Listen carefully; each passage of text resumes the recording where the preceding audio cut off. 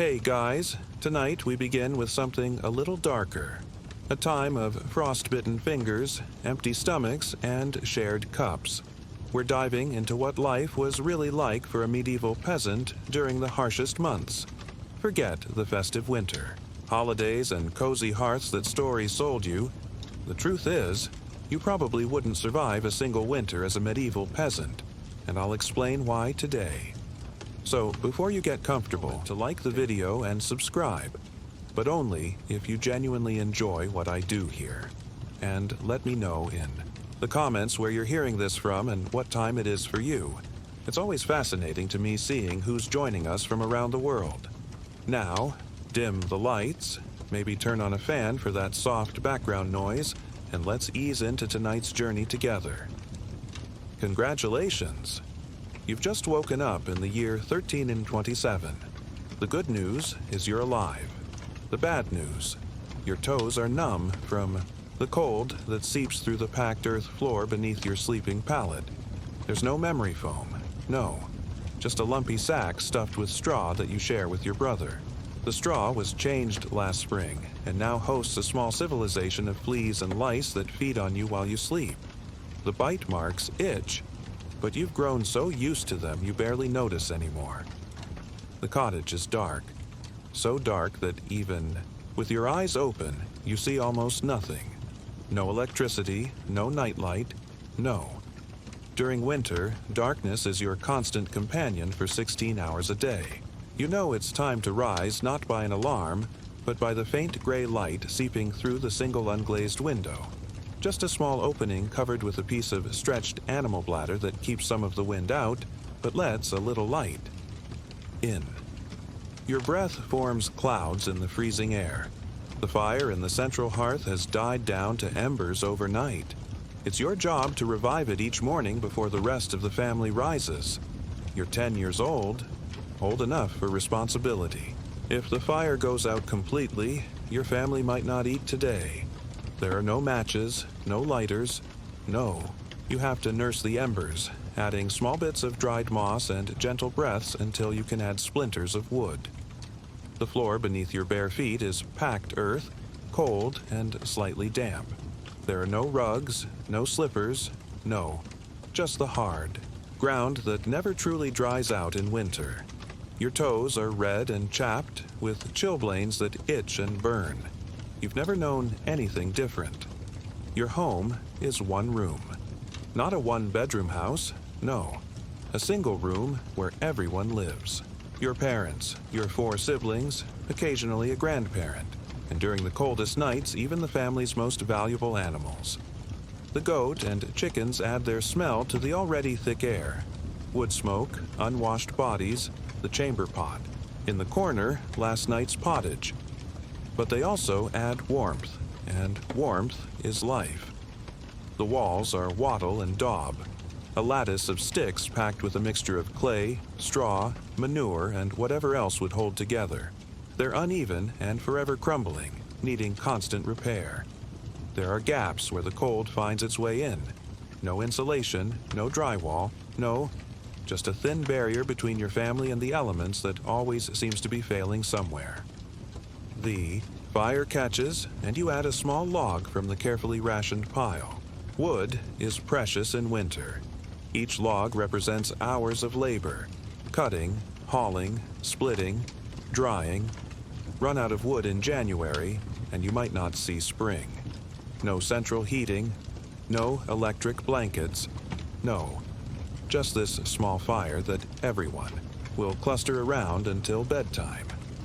Your mother stirs. She's been awake, you realize, watching to make sure you tend the fire properly. She rises from the sleeping platform she shares with your father and younger siblings. There's no privacy, no separate bedrooms, no. Just the shared sleeping spaces where body heat is as important as blankets for surviving the night. She doesn't say good morning. Words are sparse in winter mornings.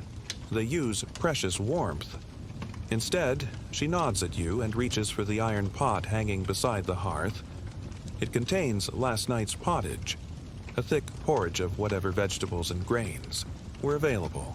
cooked together into a stew that's eaten for days until a new batch is made. No fresh breakfast, no toaster, no. Just the same food, reheated day after day until it's gone. The pot goes over the fire, and slowly the rest of your family begins to stir. Your father's cough seems worse this morning. It started 3 weeks ago and hasn't improved. There's no doctor to call, no antibiotics, no, just herbal remedies your mother prepares, honey when you can get it, and prayers to St. Blaise, patron of throat illnesses. Outside, the world is transformed by winter. The snow isn't the pristine white of holiday cards. It's trampled near the cottage, stained, yellow and brown from animal waste and the ash you've thrown out. Paths between buildings are muddy slush from constant use. No snowplows, no road salt, no. Just the packed down trails made by the passage of feet and the occasional cart. Your village consists of about 25 households clustered around the manor house where the Lord lives. There's the church, a mill by the stream, and fields stretching outward in all directions. Now, in winter, the fields lie dormant under snow, but they're never far from anyone's mind. They are life itself. Your first chore of the day is to feed the animals. The chicken coop is built against the side of your cottage, sharing a wall for warmth. There are 6 chickens who produce fewer eggs in winter but are still valuable. You give them a handful of grain, carefully measured from stores that must last until spring. No running to the store for more, no. Every seed is counted, every grain precious. The goat is kept in a small lean-to on the other side of the cottage. She's dry now, not giving milk, but will kid in early spring if all goes well. You give her some hay from the small stack stored under a shelter. The hay is dusty and not very nutritious. The best hay went to the Lord's horses and cattle. No premium feed, no supplements, no. Just whatever could be cut and dried during the brief window of haymaking time. By now, the rest of your family is up. Your father pulls on layers of clothing, linen undergarments that haven't been washed in weeks, a woolen tunic patched so many times the original fabric is barely visible, leather leggings and wrapped cloth around his feet before pushing them into wooden clogs. No clean outfit for each day, no warm boots, no. Just the same clothes worn day after day, growing stiffer and more pungent as winter progresses. There's no bathroom to wash up in, no hot shower, no, just a basin of melted snow water that sits by the fire. Everyone takes turns dipping a cloth to wipe their face and hands. The water quickly becomes gray and cold. Full body washing won't happen until spring for most of you. The cold and lack of privacy make bathing nearly impossible. Your skin itches constantly from the dirt and parasites. Breakfast is the reheated pottage, served in wooden bowls carved by your grandfather years ago. There are no spoons for everyone. You share 2 among the family. No table settings, no dining room, no. Just the circle around the fire, balancing bowls on knees, careful not to spill a single precious calorie. The pottage tastes the same as it did yesterday and the day before. A bland mix of barley, dried peas, and a few turnips and onions from the root cellar beneath the floor. If you're lucky, there might be a small piece of salt pork for flavor. But meat is rare in winter. No seasoning beyond salt, no variety, no. Just this sustaining mush that fills the belly and provides energy for work. After eating, your father and older brother prepare to leave. They're going to the woodlot to cut more firewood, an endless winter task. Your mother gives them each a small piece of bread, a luxury saved for those doing the hardest physical labor. The bread is dense and dark, nothing like modern bread. It's made from maslin, a mix of wheat and rye, because growing wheat alone is too risky. If the wheat fails, everyone starves. No food security, no crop insurance, no, just the constant awareness that hunger is always one bad season away. The men wrap additional rags around their hands, a poor substitute for gloves, and cover their heads with hoods made from old sacking. They take the family's one axe, carefully, sharpened and maintained. If it breaks, there's no quick replacement. Every tool represents an enormous investment of resources. No home improvement store, no ordering online, no, just the village blacksmith who might repair it for a price your family can barely afford. You watch them trudge away through the snow, following the path toward the common woodlot where the village is allowed to gather dead wood and cut limited timber under the forest laws of the Lord. Cutting the wrong tree could result in severe punishment. No private property rights, no freedom to use natural resources, no. Just a complex web of obligations, permissions, and prohibitions that govern every aspect of life. Your job today is to help your mother and sisters with indoor work. The first task is making new rushlights, your primary source of illumination during the long winter evenings. You take dried rushes that were gathered in summer and stored, peel away part of the outer covering, and dip them in the precious small pot of sheep fat saved for this purpose. No light switches, no candles except for special occasions. No, just these simple rushlights that burn quickly and give off minimal light and lots of smoke. Your younger sister is carding wool, using two paddle-like tools covered in bend, nails to align the fibers of raw wool sheared from the village sheep last spring. It's slow, methodical work that leaves her fingers raw and the air filled with floating fibers that make everyone cough. No pre-processed materials, no craft stores, no. Just the long chain of labor that transforms raw materials into usable goods. Your mother sits near the fire with your baby brother on her lap while she spins the carded wool into thread using a drop spindle. Her fingers move automatically, the motions embedded in muscle memory from decades of daily spinning. There's always spinning to be done, an endless task that fills every idle moment. No ready-made clothes, no quick shopping trip, no, just the constant production necessary to eventually create fabric for the family's needs.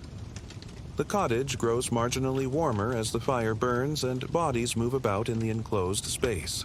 It's never truly warm by modern standards.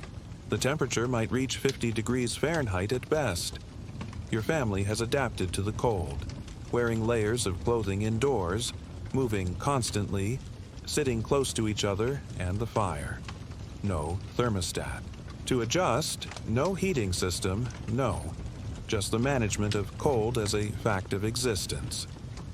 Midday approaches, and with it a brief break in the work for another meal. More pottage, perhaps, with a hardened heel of bread soaked in the liquid to soften it. Meals are quiet affairs, focused on the essential business of taking in calories. No dinner conversation, no complaining about the food, no, just the necessary refueling of bodies that must keep working. Your mother sends you to check the root, cellar, a small pit dug beneath a corner of the cottage and covered with boards. This is where the family's food stores for winter are kept. You lift the heavy wooden cover and peer inside. The remaining turnips are starting to shrivel, and there are fewer onions than you remember from last week. The carrots have developed, black spots that must be cut away before eating. There are 2 small cabbages left, their outer leaves slimy with rot. A sack contains barley, and another has dried peas, your staples that must last until spring. You notice your mother watching, anxiously, as you survey the stores. It's only January, and already the food is showing signs of depletion. You pretend not to notice when she sighs and checks the corners of the cellar for mouse droppings. Rodents are a constant threat to winter survival. They can destroy a family's food supply in weeks. No pest control services, no sealed containers, no. Just the endless battle against hunger shared with other creatures trying to survive. You select a turnip and an onion for tonight's meal and carefully replace the cover. Every trip to the cellar involves a careful calculation. Take enough to stay healthy, but not so much that you'll run out before winter's end. No grocery runs, no food deliveries. No, just what you managed to grow and store during the previous season's frantic labor. The afternoon brings more work. You help your next youngest sister gather snow in wooden buckets to melt for water. The stream is frozen and covered in snow, making it difficult to break through to the flowing water beneath. It's easier to melt clean snow for drinking and cooking. The water from the melted snow will be brown and contain small debris, twigs, dirt, the occasional insect. No water treatment, no filtration, just the acceptance of impurity as normal. Your mother sets up the loom that takes up nearly a quarter of your living space. The loom is idle during planting and harvest seasons when all hands are needed in the fields, but winter is weaving time. The thread she's been spinning all year will become fabric for new garments or household items. It's slow work. An experienced weaver might produce only a few inches of cloth in a day. No fast fashion, no shopping for new things, just the gradual creation of absolute necessities. The light begins to fade by mid-afternoon. Winter. Days are brutally short, and your family's schedule revolves around the natural light. The rush light you made this morning will be saved for an emergency or special need. Creating light is too costly in resources to waste on ordinary evenings. No light pollution, no extending the day with artificial light, just the rhythm of light and dark that humans followed for millennia. Your father and brother return as dusk approaches, their faces red from cold, their beards crusted with ice from their breath. They've managed to bring back a decent amount of wood, dragging it on a small sledge. Everyone helps bring the wood inside to dry near the fire. Some larger pieces will need to be split, but that's a task for tomorrow. No instant heat, no easy. Fuel, just the constant work of maintaining warmth. You notice your father's cough has worsened after a day in the cold. He tries to suppress it, not wanting to worry anyone. But you see him spit into the fire and glimpse the flecks of blood in his saliva. Sickness in winter is feared more than almost anything else. If he becomes too ill to work, the family's chances of survival diminish dramatically. No sick days, no health insurance, just the terror of incapacity in a world where daily labor is necessary for life. Your mother adds water and the vegetables you selected from the root cellar to the pottage pot. She searches the bundles of dried herbs, hanging from the rafters, and selects something for your father, coltsfoot perhaps, or horehound for his cough. The herbs are dusty and have lost much of their potency after months of storage, but they're all you have. No pharmacies, no effective medicine, just traditional remedies that sometimes help and sometimes don't. As full dark settles, your family gathers closer to the fire. This is the time for necessary tasks that can be done with minimal light, repairing tools, mending clothes, preparing materials for tomorrow's work. It's also the time for the few moments of what might be called leisure in your life. Your grandmother begins to tell a story she's told 100 times before.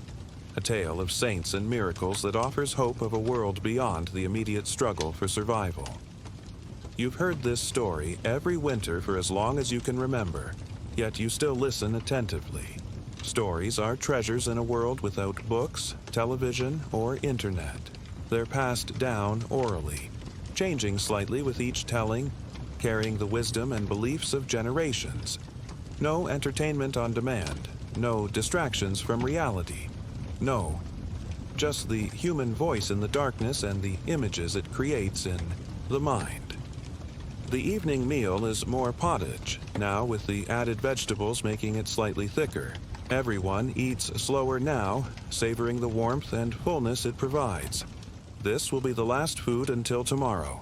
No bedtime snacks, no midnight refrigerator raids, just the careful rationing of calories to make it through to another day. As you eat, you can hear the wind picking up outside. The walls of the cottage creak, and drafts find their way through countless small openings. Someone has to get up periodically to reposition the rags stuffed into the largest gaps. The temperature drops noticeably as night deepens. No weather stripping, no insulated windows, no. Just the acceptance that comfort is impossible, and survival is the goal. After the meal, preparations for sleep begin while it's still early evening by modern standards, perhaps only 7 or 8 o'clock. The fire is banked carefully to last through the night, covered with ashes to slow its burning while maintaining enough heat to rekindle in the morning. This is a critical task done with precision, born of necessity. No backup heating, no alternative if it goes out, no. Just this single source of heat that means life or death. Your family doesn't undress for sleeping. In winter, layers are maintained day and night, perhaps removing only the outermost garments. More layers, additional tunics, cloaks, or blankets, made from skins or rough wool, are added for sleeping. No pajamas, no fresh sheets, no. Just the accumulation of whatever might provide warmth through the freezing night.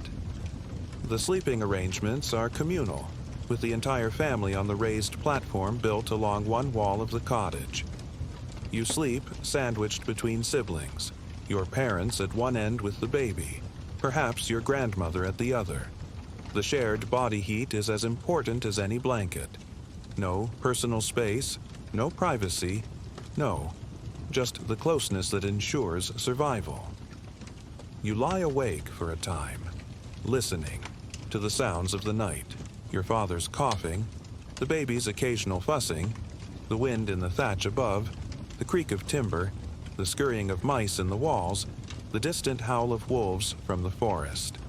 The darkness is absolute, a darkness few modern humans ever experience. No streetlights leaking through curtains, no digital clock displays.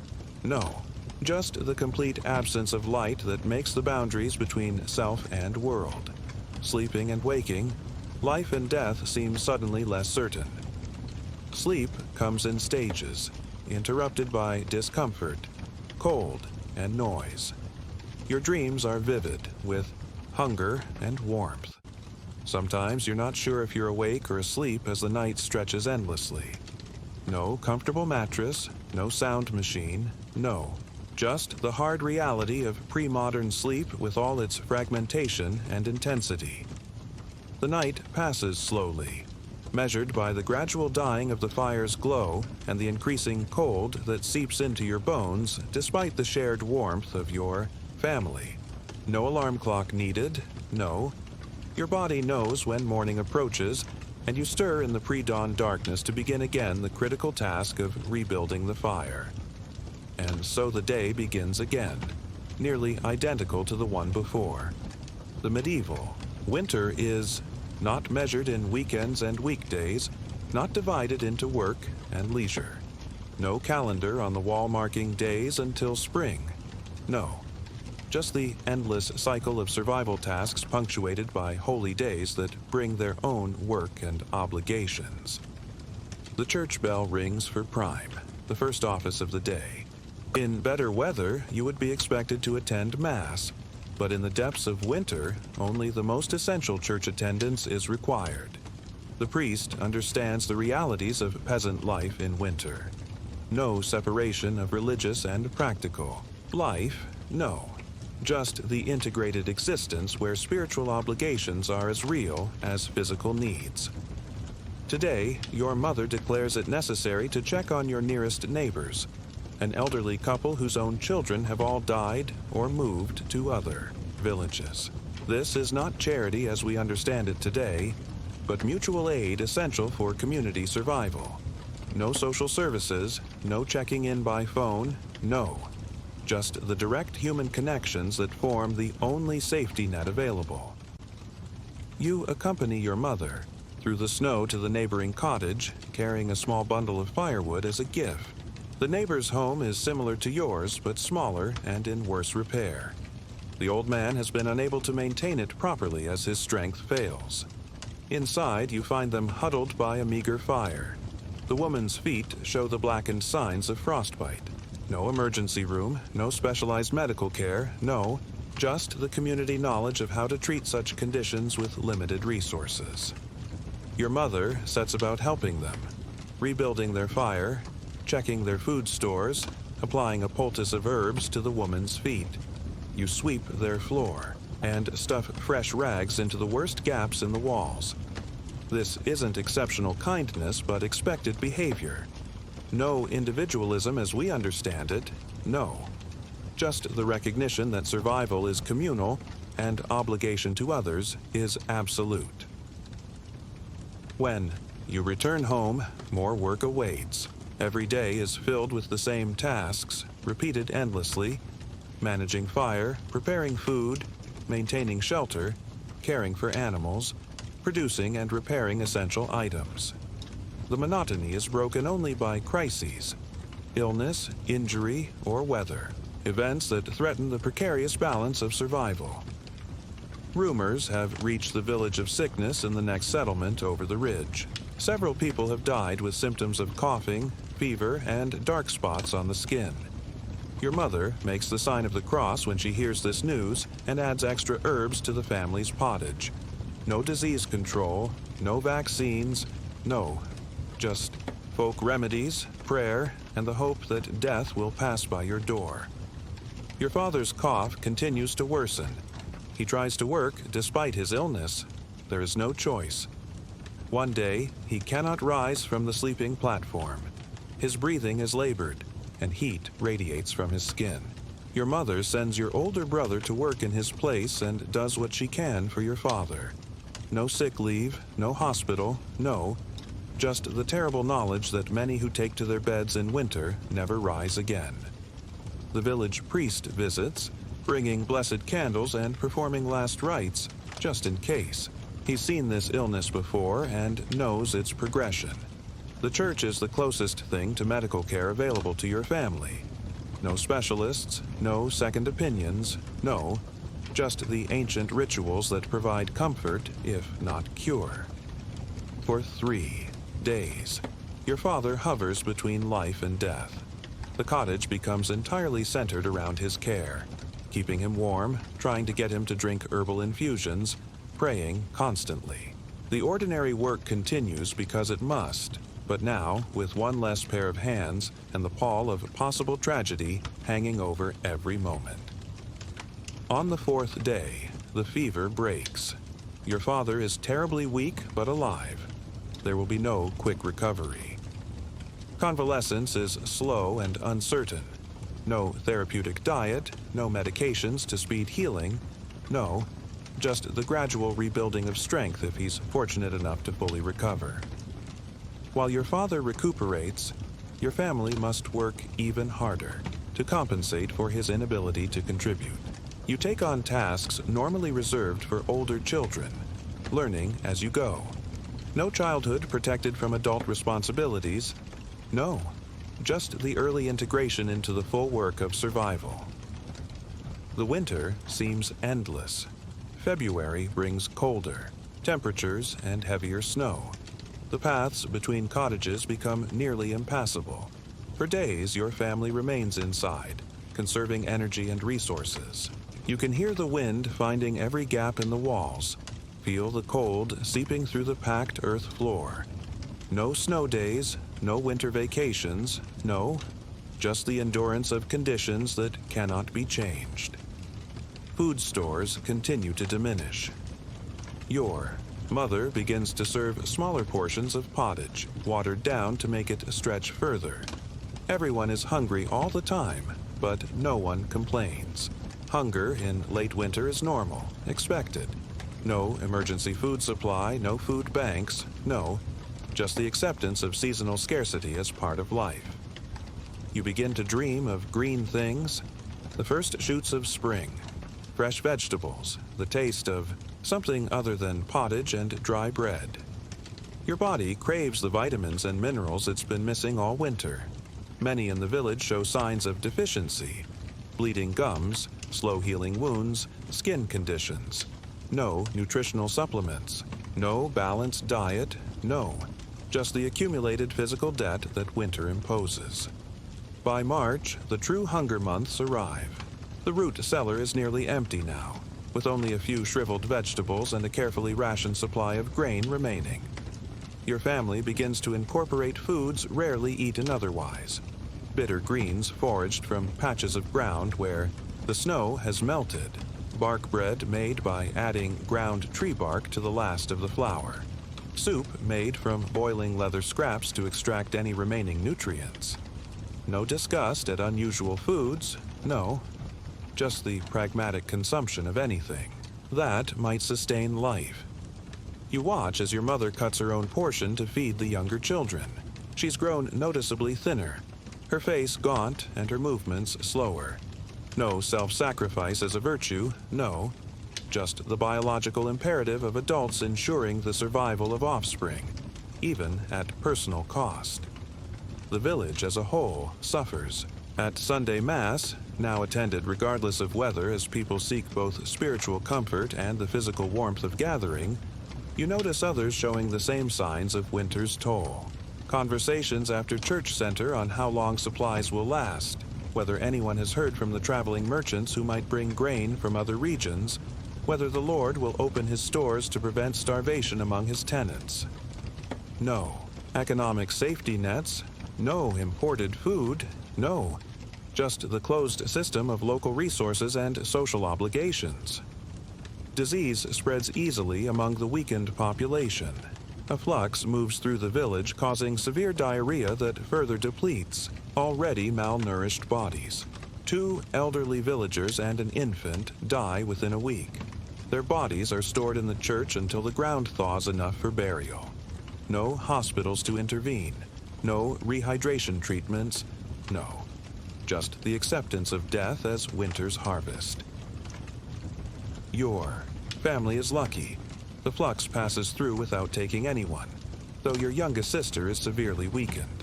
Your father has regained enough strength to work a little, though he tires quickly.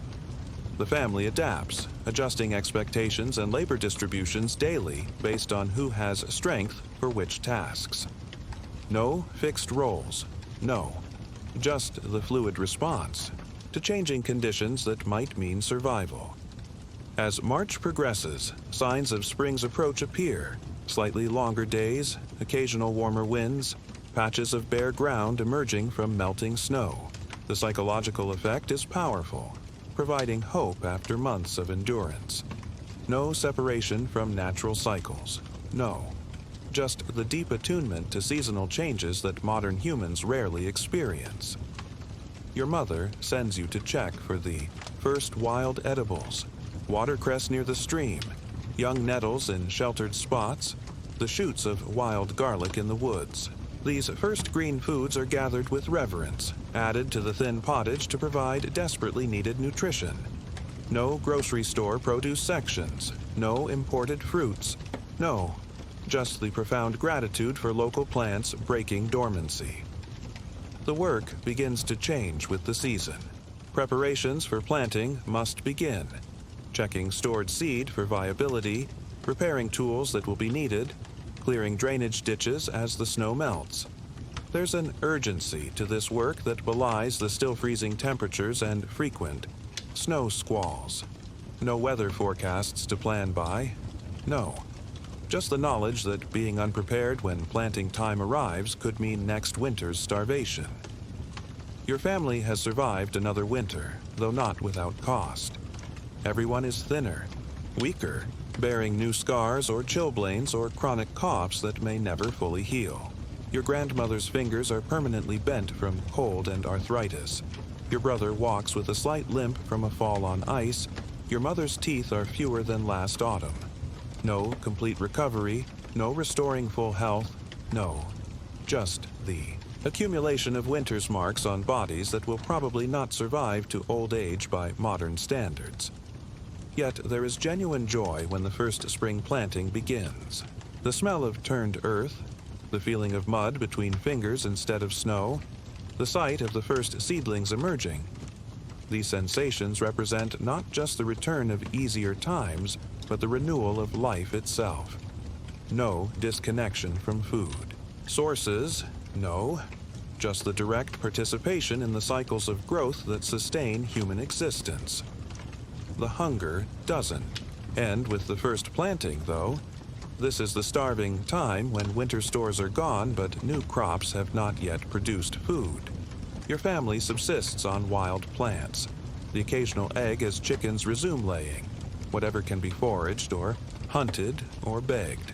The Lord's bailiff distributes a small amount of grain from the manor stores, not from charity but to ensure tenants survive to work the fields.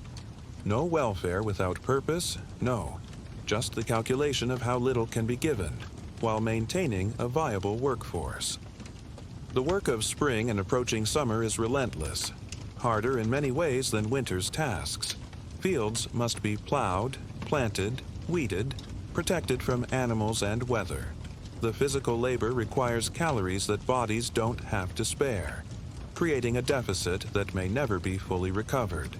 No mechanization, no labor-saving devices, no. Just human and animal power pushing beyond limits because there is no alternative. But your family has survived when others have not. This itself is victory. The winter's dead are buried in the churchyard as the ground thaws, mourned but not unexpected. The community readjusts, absorbing orphans into remaining families, redistributing land use rights, adapting to the changed circumstances as it has for generations. No administrative systems managing these adjustments, no. Just the organic response of human communities to the realities of their existence. And so the cycle continues. Summer will bring its own challenges. Drought or flooding, pest infestations, the backbreaking work of harvest that must be completed regardless of heat or storms. Fall will bring the frantic preparation for winter's return. Gathering, preserving, storing, repairing. And then winter will come again, with its darkness and cold and hunger. This is not a narrative of despair, though hardship is constant.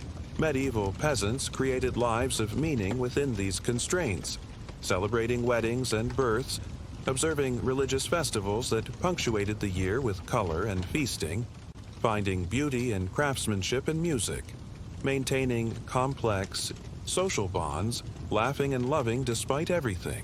No romanticizing of their existence, no.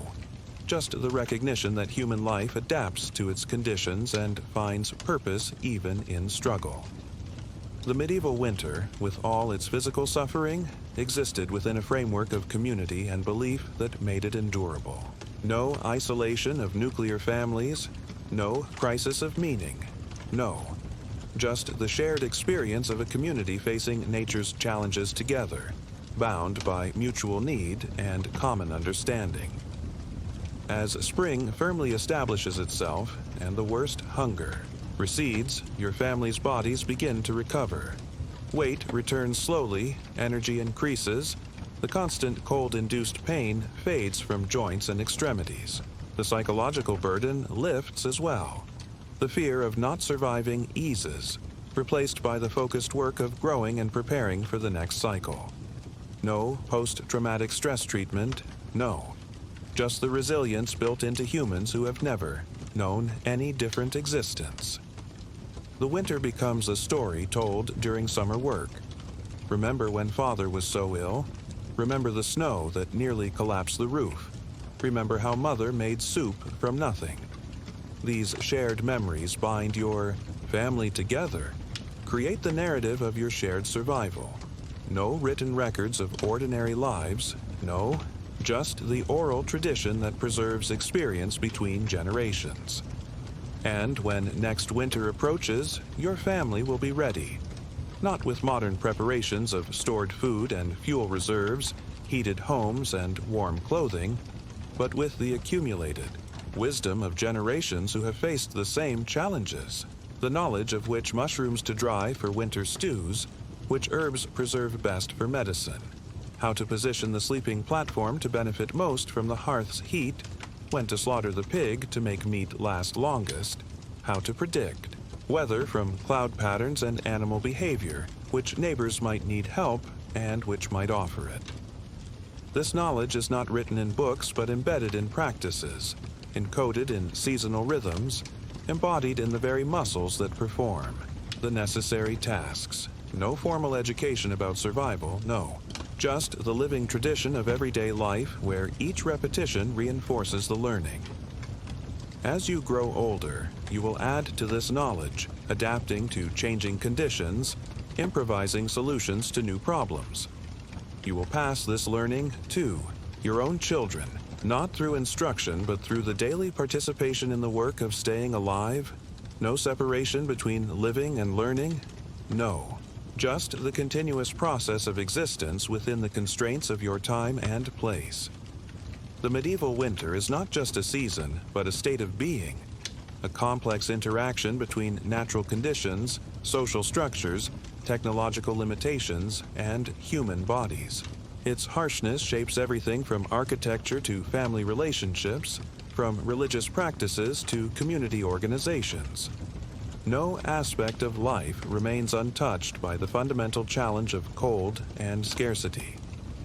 Yet medieval people did not experience winter as we might imagine they did. They did not constantly compare their circumstances to some easier alternative, did not rage against the unfairness of their conditions. No frame of reference for different possibilities. No, just the acceptance of reality as it presented itself and the practical response to immediate needs. This is not to say they didn't suffer or didn't seek to improve their conditions. Their inventiveness in addressing winter's challenges, the development of crop rotation to improve food security, architectural adaptations to conserve heat, food preservation techniques, communal support systems, demonstrates the human capacity for problem solving within constraints. No passivity in the face of hardship, no, just the recognition of which factors could be influenced and which must be endured. The rhythm of the medieval year was governed by the agricultural calendar, which itself responded to seasonal changes. Winter was the time of relative rest from field work, when other necessary tasks could be accomplished. Repairs, spinning, weaving, woodworking. No concept of winter as dead time. No, just the shifting of labor focus to indoor activities that supported overall survival. For children, winter brought changes in responsibilities. While summer might mean watching younger siblings while adults worked the fields or helping with harvesting appropriate to their strength, winter meant tending fires, carrying water, assisting with indoor crafts, and learning skills through observation and practice. No childhood separate from productive work, no, just the gradual integration into adult responsibilities. Winter evenings, though dark and cold, created the space for cultural transmission through storytelling, music, and instruction in crafts.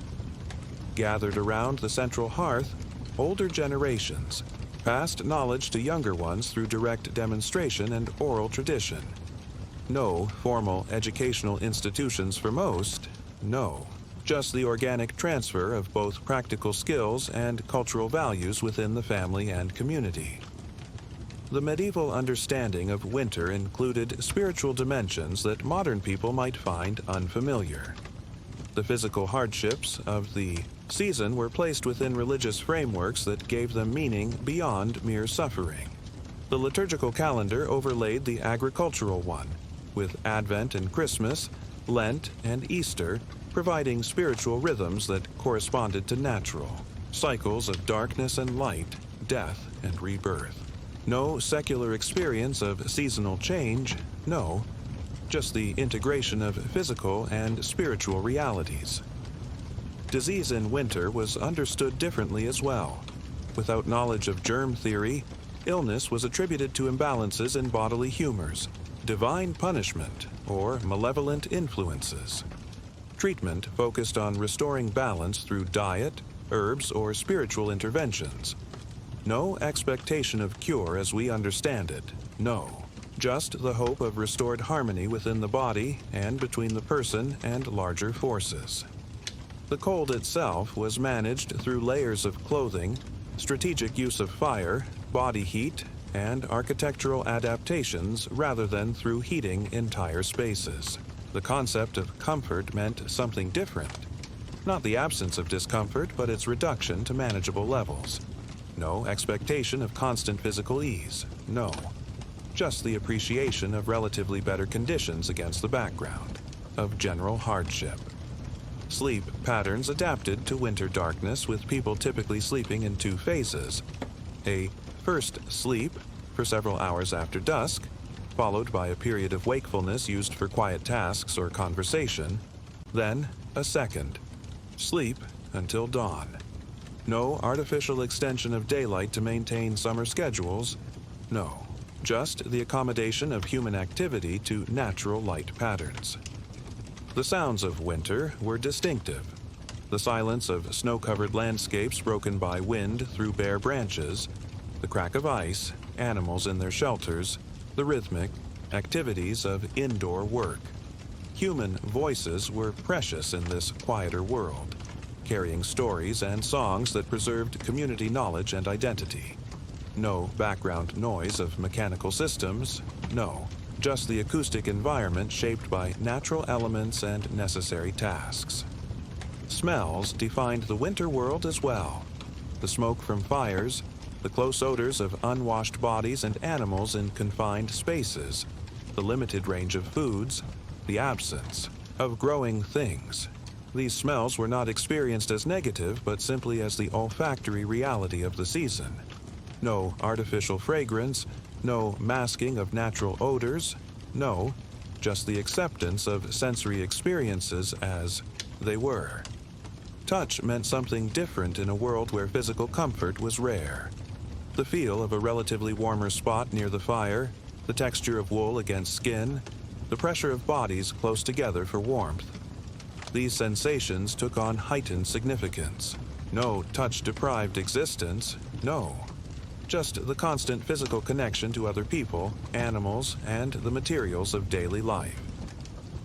Taste was simpler in winter. The limited palette of stored foods, the gradual diminishing of flavor as preserves, aged, the intense appreciation of any variation or unexpected addition to the diet. No flavor-enhanced foods, no out-of-season imports, no, just the direct relationship between local resources and sustenance. The visual world of winter had its own beauty, despite the hardships. The transformation of familiar landscapes under snow, the play of firelight on walls, the intricate patterns of frost, the precious illumination of candles on holy days. These visual experiences were not separate from survival, but integrated into the full sensory engagement with the world. No passive consumption of images, no, just the active seeing necessary for daily tasks and the appreciation of beauty where it appeared. As winter finally released its grip and spring emerged fully, the transition was marked not just by natural changes, but by social and religious observances. Easter festivities, planting rituals, the celebration of having endured, another cycle of scarcity. No purely personal relief, no, just the communal acknowledgement of shared survival. The body itself changed with the seasons, losing weight in winter and early spring, regaining it during the abundant months, developing calluses appropriate to seasonal tasks, adapting metabolically to available nutrition. No constant physical state maintained through artificial means, no. Just the responsive human organism adjusting to environmental conditions as they shifted through the year. Medieval winter was not simply a colder, darker version of summer, but an entirely different mode of existence requiring specific knowledge, techniques, and social arrangements. Its challenges could not be addressed individually, but required community response, from the sharing of resources to the division of labor to the care of vulnerable members. No survival through personal preparation. Alone, no. Just the recognition that human life depends on collective action. The transition through winter was marked not by dates on a calendar, but by observable natural signs. The return of certain birds, the emergence of specific plants, the quality of light, the behavior of domestic animals. These indicators were watched carefully, their appearances noted and compared with previous years, their significance discussed among community members. No abstract measurement of time, no. just the direct observation of cyclical changes that signaled appropriate human responses. For those who survived, winter became incorporated into personal identity. The shared trials creating bonds between community members, the successful navigation of hardship becoming part of family narrative. The terrible winter of my childhood, or the year the snow didn't melt until May, became reference points in individual and collective memory. No disconnection between environment and personal story. No, just the integration of natural conditions into human experience. The medieval relationship with winter wasn't one of conquest or control, but of adaptation and endurance. Natural forces were understood as more powerful than human capacity to alter them, requiring response rather than resistance. No illusion of mastery over nature, no. Just the humble recognition of human vulnerability and the development of strategies to work within environmental constraints. This approach to winter created resilience, the ability to absorb shocks, adapt to changing conditions, and maintain essential functions despite adversity. The knowledge embedded in winter practices represented generations of trial and error, observation and adjustment, creating systems that, while difficult by modern standards, enabled survival under challenging conditions. No single solution to winter's challenges, no. Just the complex interplay of techniques, social structures, and knowledge that together created viability. We might look back on medieval winter with pity for its hardships or romanticize its simplicity, but both responses miss the lived reality of people who experience these conditions not as deprivation or virtue, but simply as life as they knew it. Their relationship with winter wasn't defined by what they lacked compared to modern standards, but by what they created within their own context.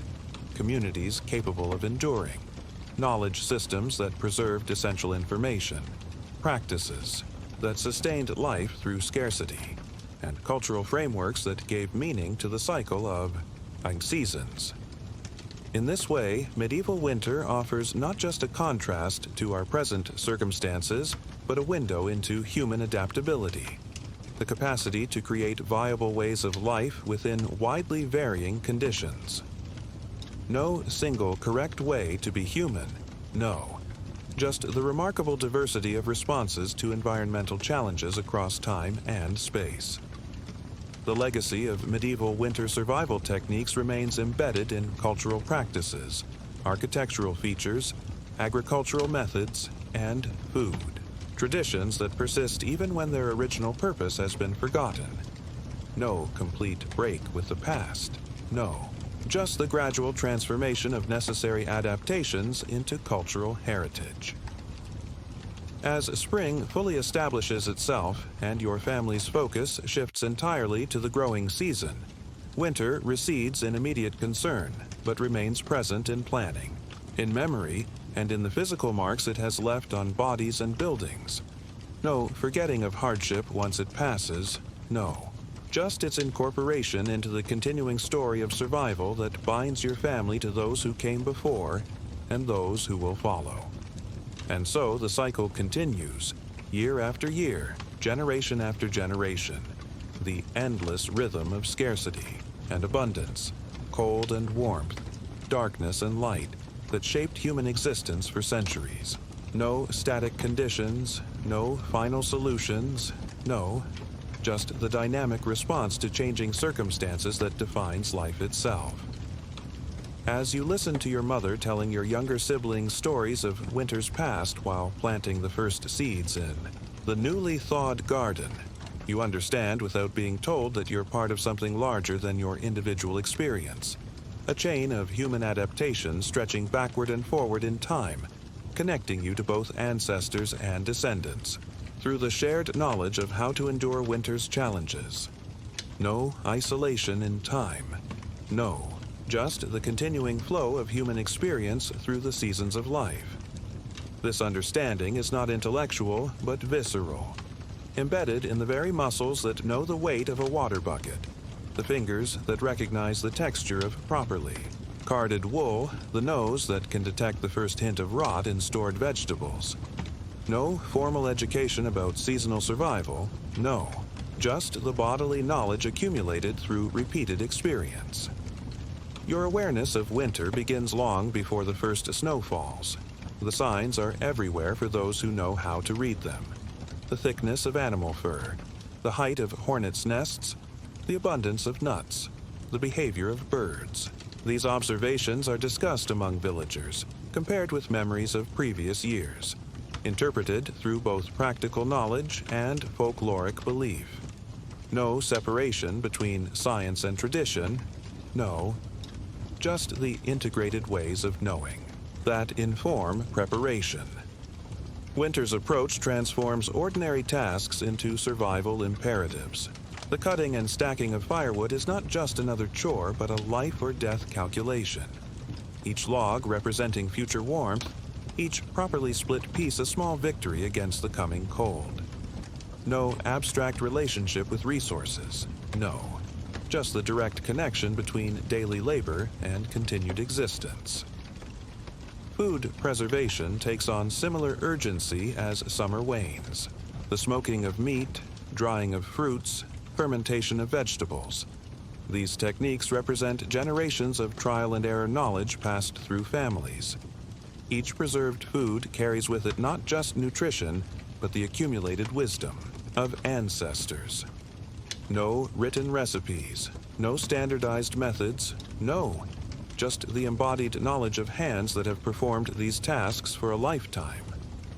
The preparation of the physical dwelling for winter involves the whole family. Gaps in walls are stuffed with moss or rags. The thatch is repaired. Animal shelters are reinforced. Drainage channels are cleared to prevent flooding.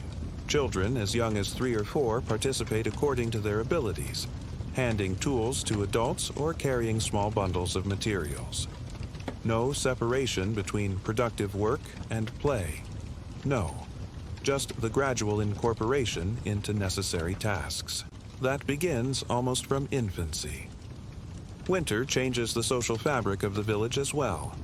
The relative isolation of households during summer fieldwork gives way to more communal interactions. Work that can be done indoors, spinning, weaving, wood carving, tool repair, often happens in shared spaces where resources like fire and light can be conserved. No strict boundaries between households during these gatherings, no, just the fluid community that forms and reforms according to practical needs. These winter work gatherings serve multiple purposes. They are simultaneously productive sessions, social events, educational opportunities, and information exchanges. While hands are busy with practical tasks, mouths share news, stories, songs, and knowledge. A child might learn a folk tale, a technique for twisting reed into rope, a verse of sacred text, and news from a neighboring village all in the same evening. No compartmentalization of knowledge types, no, just the integrated transmission of everything needed to function within the community. Winter also brings changes to authority structures. The Lord's direct oversight of agricultural labor eases with the dormant fields, creating space for more autonomous community governance. Village elders and skilled craftspeople gain prominence during the indoor months, their knowledge more immediately valuable than in summer, when physical strength dominates agricultural work. No static hierarchy, no, just the shifting patterns of influence that respond to seasonal needs. The church's role changes with the season as well.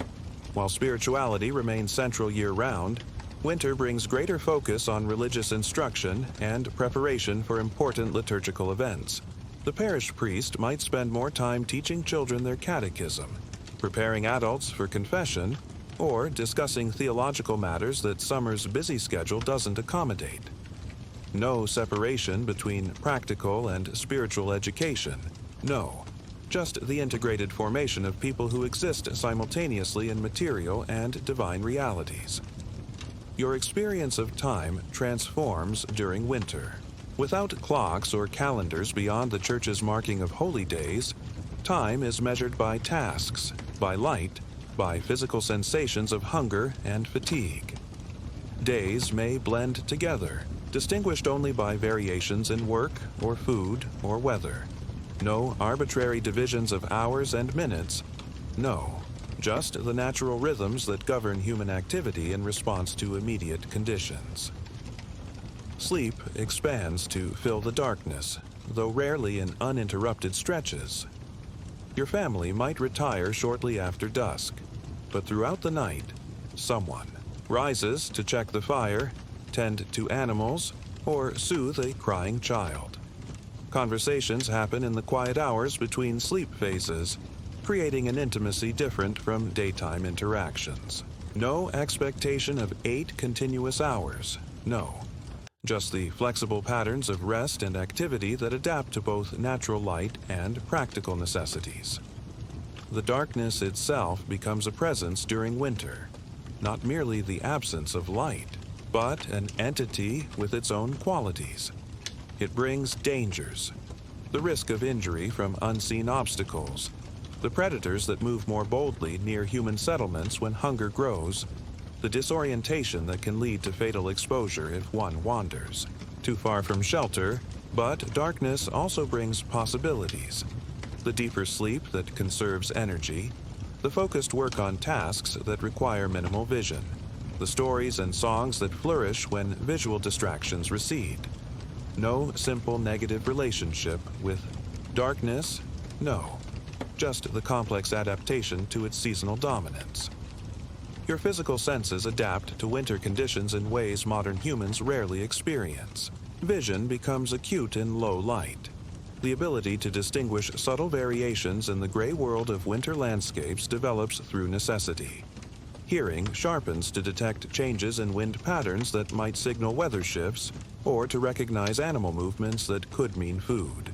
Touch becomes crucial for working in poor light, the fingers developing sensitivity that allows recognition of materials and assessment of quality without visual confirmation.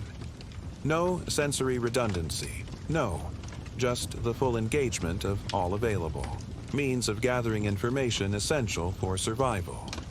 The body itself transforms throughout winter, not just through weight loss as food stores diminish, but through more subtle adaptations. Blood vessels constrict to conserve heat in extremities. Metabolism slows to require fewer calories. Muscles adapt to different movement patterns as snow and ice alter the physical landscape. No static physical state, no.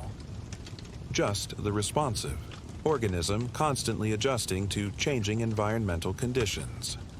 These physical adaptations come with costs. The chilblains that form when cold constricted blood vessels suddenly warm, the joint pain that accompanies changes in atmospheric pressure, the vitamin deficiencies that manifest as bleeding gums or night blindness. They are not experienced as medical conditions to be treated, but as expected winter experiences to be endured. No pathologizing of seasonal bodily changes, no, just the acceptance of physical suffering as part of the natural cycle. Winter brings its own distinct health challenges beyond the cold itself. The close quarters of indoor living facilitate the spread of respiratory infections. The smoke from constant fires irritates lungs and eyes. The limited diet leads to nutritional deficiencies. The reduced activity causes muscle weakness and stiffness. No public health interventions, no. Just the accumulated burden of winter conditions on bodies already stressed by hard labor and limited resources. For children, winter illness is particularly dangerous. The combination of underdeveloped immune systems, smaller body mass that loses heat more quickly, and the nutritional demands of growth makes even common infections potentially fatal. You've seen siblings and playmates sicken and die during winter months, their small bodies unable to overcome the combined challenges of disease and environmental stress. No particular protection for society's most vulnerable.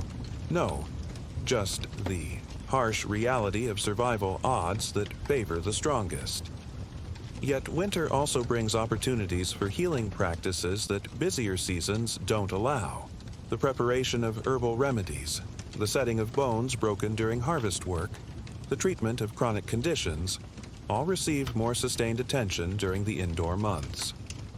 Knowledge of healing passes primarily through women's networks, with techniques and recipes shared during work gatherings and modified through observational experience.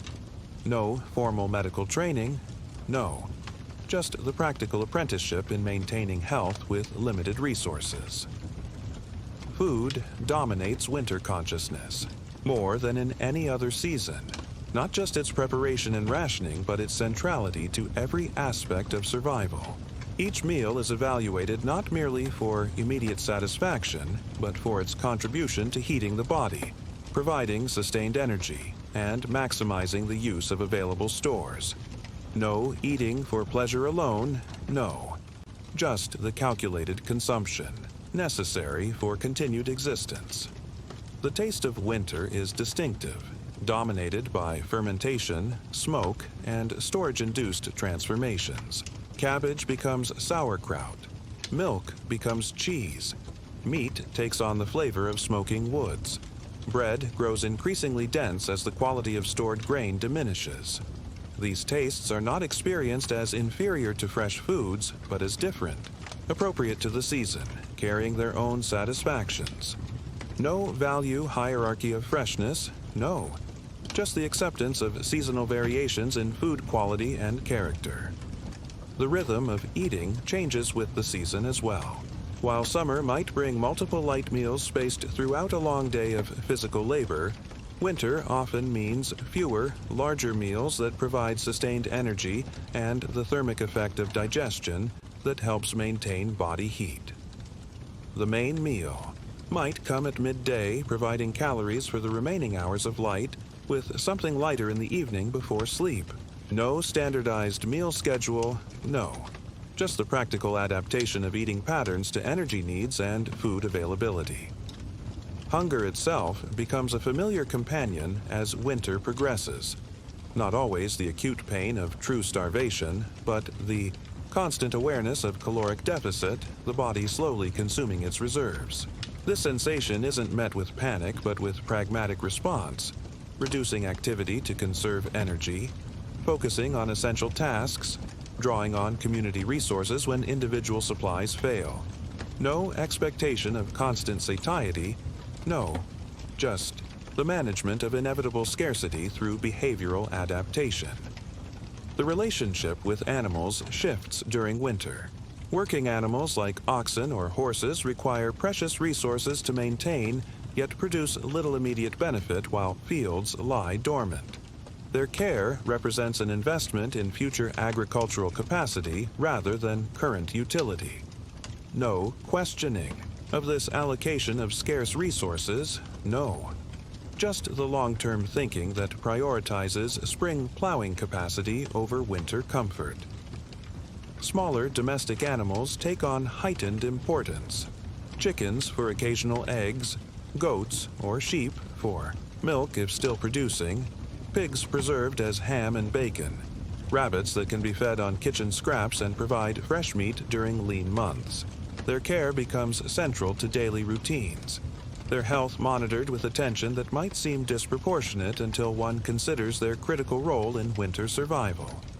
No sentimentality in this relationship, no, just the practical interdependence of humans and domesticated species. Wild animals present both threat and opportunity. Wolves grow bolder as hunger drives them closer to human settlements, endangering livestock and sometimes humans themselves. Yet winter also makes hunting more productive in some ways. Animal tracks in snow are easily followed. Desperation makes game less cautious, and the cold preserves meat without additional processing. No conceptual separation from the natural world? No. Just the continued negotiation between human needs and ecosystem dynamics. The material culture of winter includes specialized tools and objects rarely seen in warmer months. Snow shovels fashioned from wood, bone ice skates for crossing frozen waters more efficiently, specialized traps for winter-active animals, lamps designed to burn scarce oil or fat with maximum efficiency. These implements, aren't mass-produced but individually crafted, often bearing the marks of generations of use and repair. No disposable goods? No.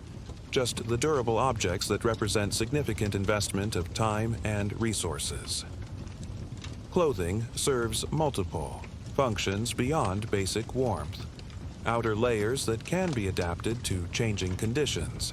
Specialized coverings for extremities most vulnerable to frostbite. Garments designed to be layered without restricting movement necessary for work. The most essential winter clothing items might be treated almost reverentially, carefully maintained and stored when not in use, their condition checked and repairs made at the first sign of wear. No fashion considerations, no. Just the critical technology of personal insulation. The interior spaces of winter life are shaped by practical needs rather than aesthetic concerns. Furniture arrangements maximize heat retention and minimize exposure to drafts. Working areas are positioned to take advantage of available light from windows or hearths. Sleeping spaces balance proximity to heat sources against fire danger. No decorative considerations that don't serve practical purposes, no. Just the functional organization of limited space to support survival activities. Winter alters the sensory landscape in ways that require constant adaptation. The acoustics of snow-covered environments change sound propagation, requiring adjustments in communication and awareness of surroundings. The reduced palette of available foods demands greater attention to preparation techniques that can create variety from limited ingredients. The tactile world narrows with the necessity of protective coverings that reduce direct contact with the environment. No passive reception of sensory information, no, just the active engagement with changing perceptual conditions. Language itself reflects winter's dominance in the medieval mind. The vocabulary for describing snow, ice, cold, and darkness is rich with specificity. Different terms for types of frost, forms of precipitation, qualities of ice, character of winds. These distinctions aren't merely linguistic but practical, containing important information about weather prediction, travel conditions, or appropriate responses. No abstract relationship with winter phenomena, no. Just the precise naming that facilitates survival. The emotional landscape of winter is complex, not simply characterized by suffering despite the physical hardships. There is genuine pleasure in the successful completion of preparations, satisfaction in the skillful execution of winter crafts, comfort in the closeness of family during long evenings, enjoyment of seasonal foods and activities. No romanticizing of this emotional reality, no. Just the recognition that human psychological experience remains varied even under challenging conditions. Fear maintains a constant presence in winter consciousness, not as paralyzing terror, but as practical awareness of real threats. The fear of fire that could destroy shelter in minutes, of illness that could incapacitate essential workers, of food stores depleting too quickly, of weather that could isolate the community from external resources. This fear doesn't manifest as anxiety but as heightened vigilance and careful preventive action. No psychological distinction between emotion and survival response. No. Just the integrated human experience of danger and its management. Hope functions differently as well. Not as abstract optimism, but as practical orientation toward specific future conditions. The hope of spring's arrival isn't vague but concrete, attached to observable phenomena that signal winter's recession. Particular bird migrations, specific plant emergences, characteristic weather patterns. No separation between spiritual and practical hope, no. Just the unified expectation that encompasses both material improvement and divine providence. The concept of comfort transforms during winter. Rather than an expected baseline state, comfort becomes a temporary achievement. The brief period after adding wood to the fire before heat begins to dissipate again. The moment of satiation after a meal before hunger returns. the relative ease of a task performed indoors rather than in the biting wind.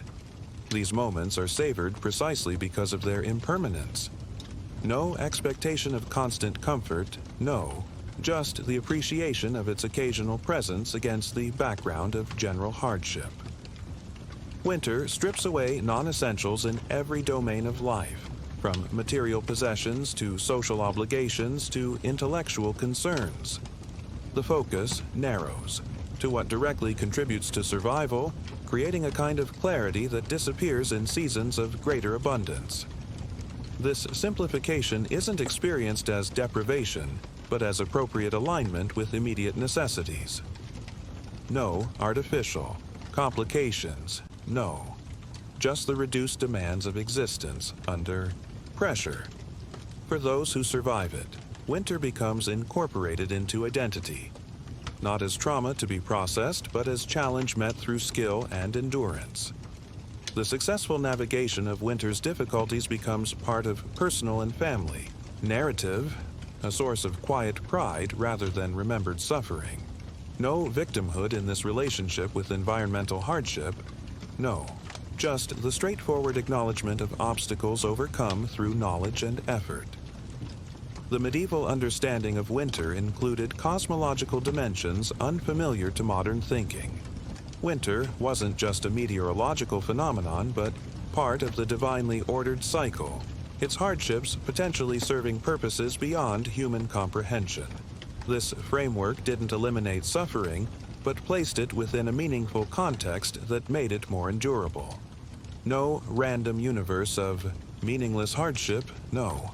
Just the coherent world where even suffering served some greater purpose within God's plan. For children, winter brings particular experiences that shape development differently than in contemporary settings. The extended proximity to adults, engaged in necessary work, provides constant opportunity for observation and gradual participation. Skills are absorbed almost unconsciously through this immersion rather than through explicit instruction. No separation between learning and living. No, just the natural acquisition of knowledge through presence in productive environments. The games of winter children reflect the practical realities of their world. Play that develops skills needed for survival, imitations of adult work that serve as both entertainment and preparation for future responsibilities. A child fashioning miniature tools from scraps, practicing movements that will later be applied to real tasks, or acting out scenarios of adult social interactions is simultaneously playing and preparing for future roles. No distinction between education and recreation, no. Just the integrated development of the whole person within community context. Winter shapes spiritual life as well. The physical retreat indoors parallels a kind of interior focus in religious practice. The long evenings provide time for deeper engagement with prayer, scripture, and theological discussion that busier seasons don't allow. The visible cycle of death and dormancy in the natural world reinforces religious teachings about mortality, resurrection, and spiritual renewal. No compartmentalization of spiritual and material existence, no. Just the unified experience of life in all its dimensions. The liturgical calendar overlays natural seasonal cycles with spiritual meaning. Advent's themes of waiting and preparation corresponding to winter's suspended animation before rebirth. Christmas bringing light and celebration during the darkest days. Lent's austerity aligning with the scarcity of late winter. Easter coinciding with spring's renewal. This double reading of time creates coherence between physical experience and spiritual understanding. No secular interpretation of seasonal change, no. Just the integration of natural and divine ordering of time. Community relationships intensify during winter months. The interdependence that exists year-round becomes more immediately apparent when survival depends on shared resources, knowledge, and labor. Conflicts that might be sustainable during seasons of abundance become dangerous during winter scarcity, creating stronger pressure for resolution and cooperation. No isolation of individual or family units. No. just the recognition that survival is fundamentally communal. The medieval village in winter functions almost as a single organism, with specialized parts performing different functions for collective survival. The miller maintains equipment during slow periods to ensure readiness for spring grinding. The blacksmith repairs tools that will be needed for planting. The woodworker creates or mends items essential for daily life. The wise women preserve medical knowledge and attend births. The priest maintains spiritual well-being. No independent economic actors, no. Just the integrated social body where each part supports the functioning of the whole. This interdependence extends between villages as well, creating regional networks of exchange and support.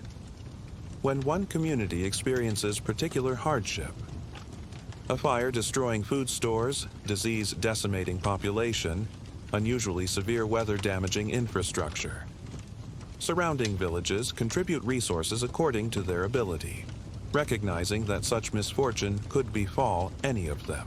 No formal disaster response systems, no. Just the practical recognition of shared vulnerability that motivates mutual aid. The relationship with the ruling class takes on particular characteristics during winter. The lord's obligation to ensure tenant survival balances against the need to maintain adequate stores for the manor household and future planting. This negotiation isn't based on humanitarian concerns, but on the practical recognition that dead or incapacitated tenants cannot work fields or pay rents. No abstract rights discourse, no, just the pragmatic management of human resources within feudal obligations. Knowledge itself has different qualities in this context. Rather than abstract or theoretical, winter knowledge is concrete and embodied. The recognition of specific cloud formations that precede snow, the feel of properly cured firewood, the sound of ice thick enough to bear weight, the smell of food beginning to spoil. This knowledge doesn't exist separately from its application, but is activated through direct engagement with the physical world. No separation between knowing and doing. No.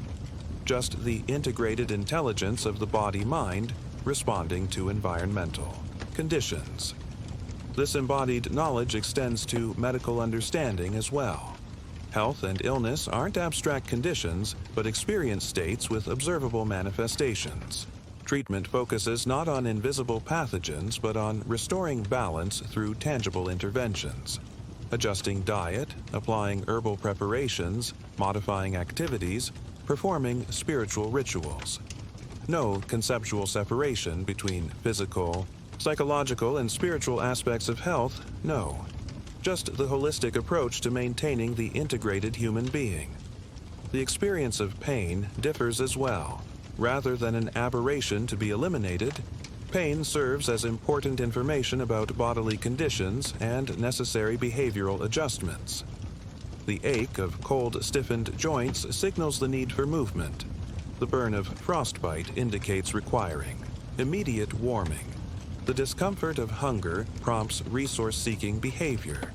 Pain is not denied or suppressed, but acknowledged and responded to appropriately.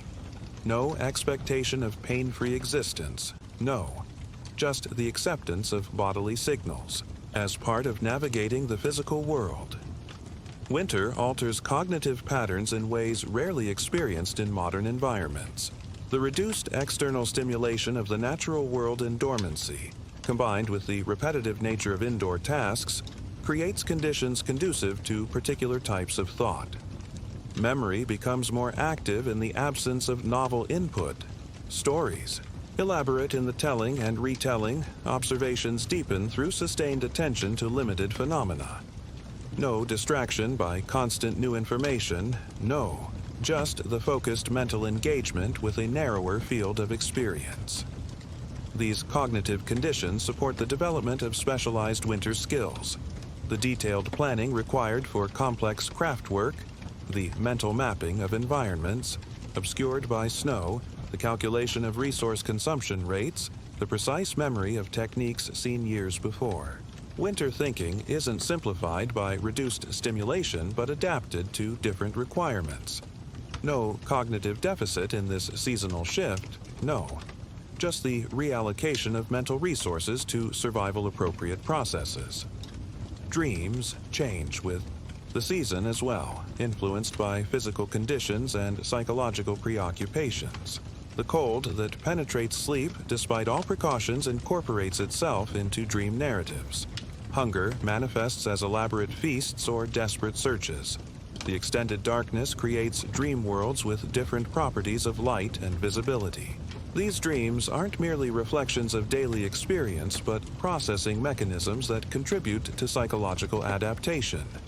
No separation between waking and dreaming cognition, no. Just the continuous mental engagement with survival challenges across all states of consciousness. For those experiencing pregnancy or early infancy, winter presents particular challenges that require community response. The increased nutritional needs of pregnant women must be met from limited stores. The protection of newborns from cold demands additional resources and constant vigilance. The potential inability of new mothers to contribute fully to work creates temporary imbalance in labor distribution. No individual management of these vulnerable states, no. Just the collective adjustment that supports continuation of the community through its newest members. Birth itself is a different experience in winter, potentially more dangerous due to reduced maternal health from limited nutrition, more complicated by the practical difficulties of maintaining warmth and cleanliness in primitive conditions, more dependent on the specialized knowledge of midwives when external medical resources are inaccessible due to weather. No technological management of birth, no. Just the ancient knowledge of women guiding women through this threshold of existence. Death, too, has seasonal dimensions.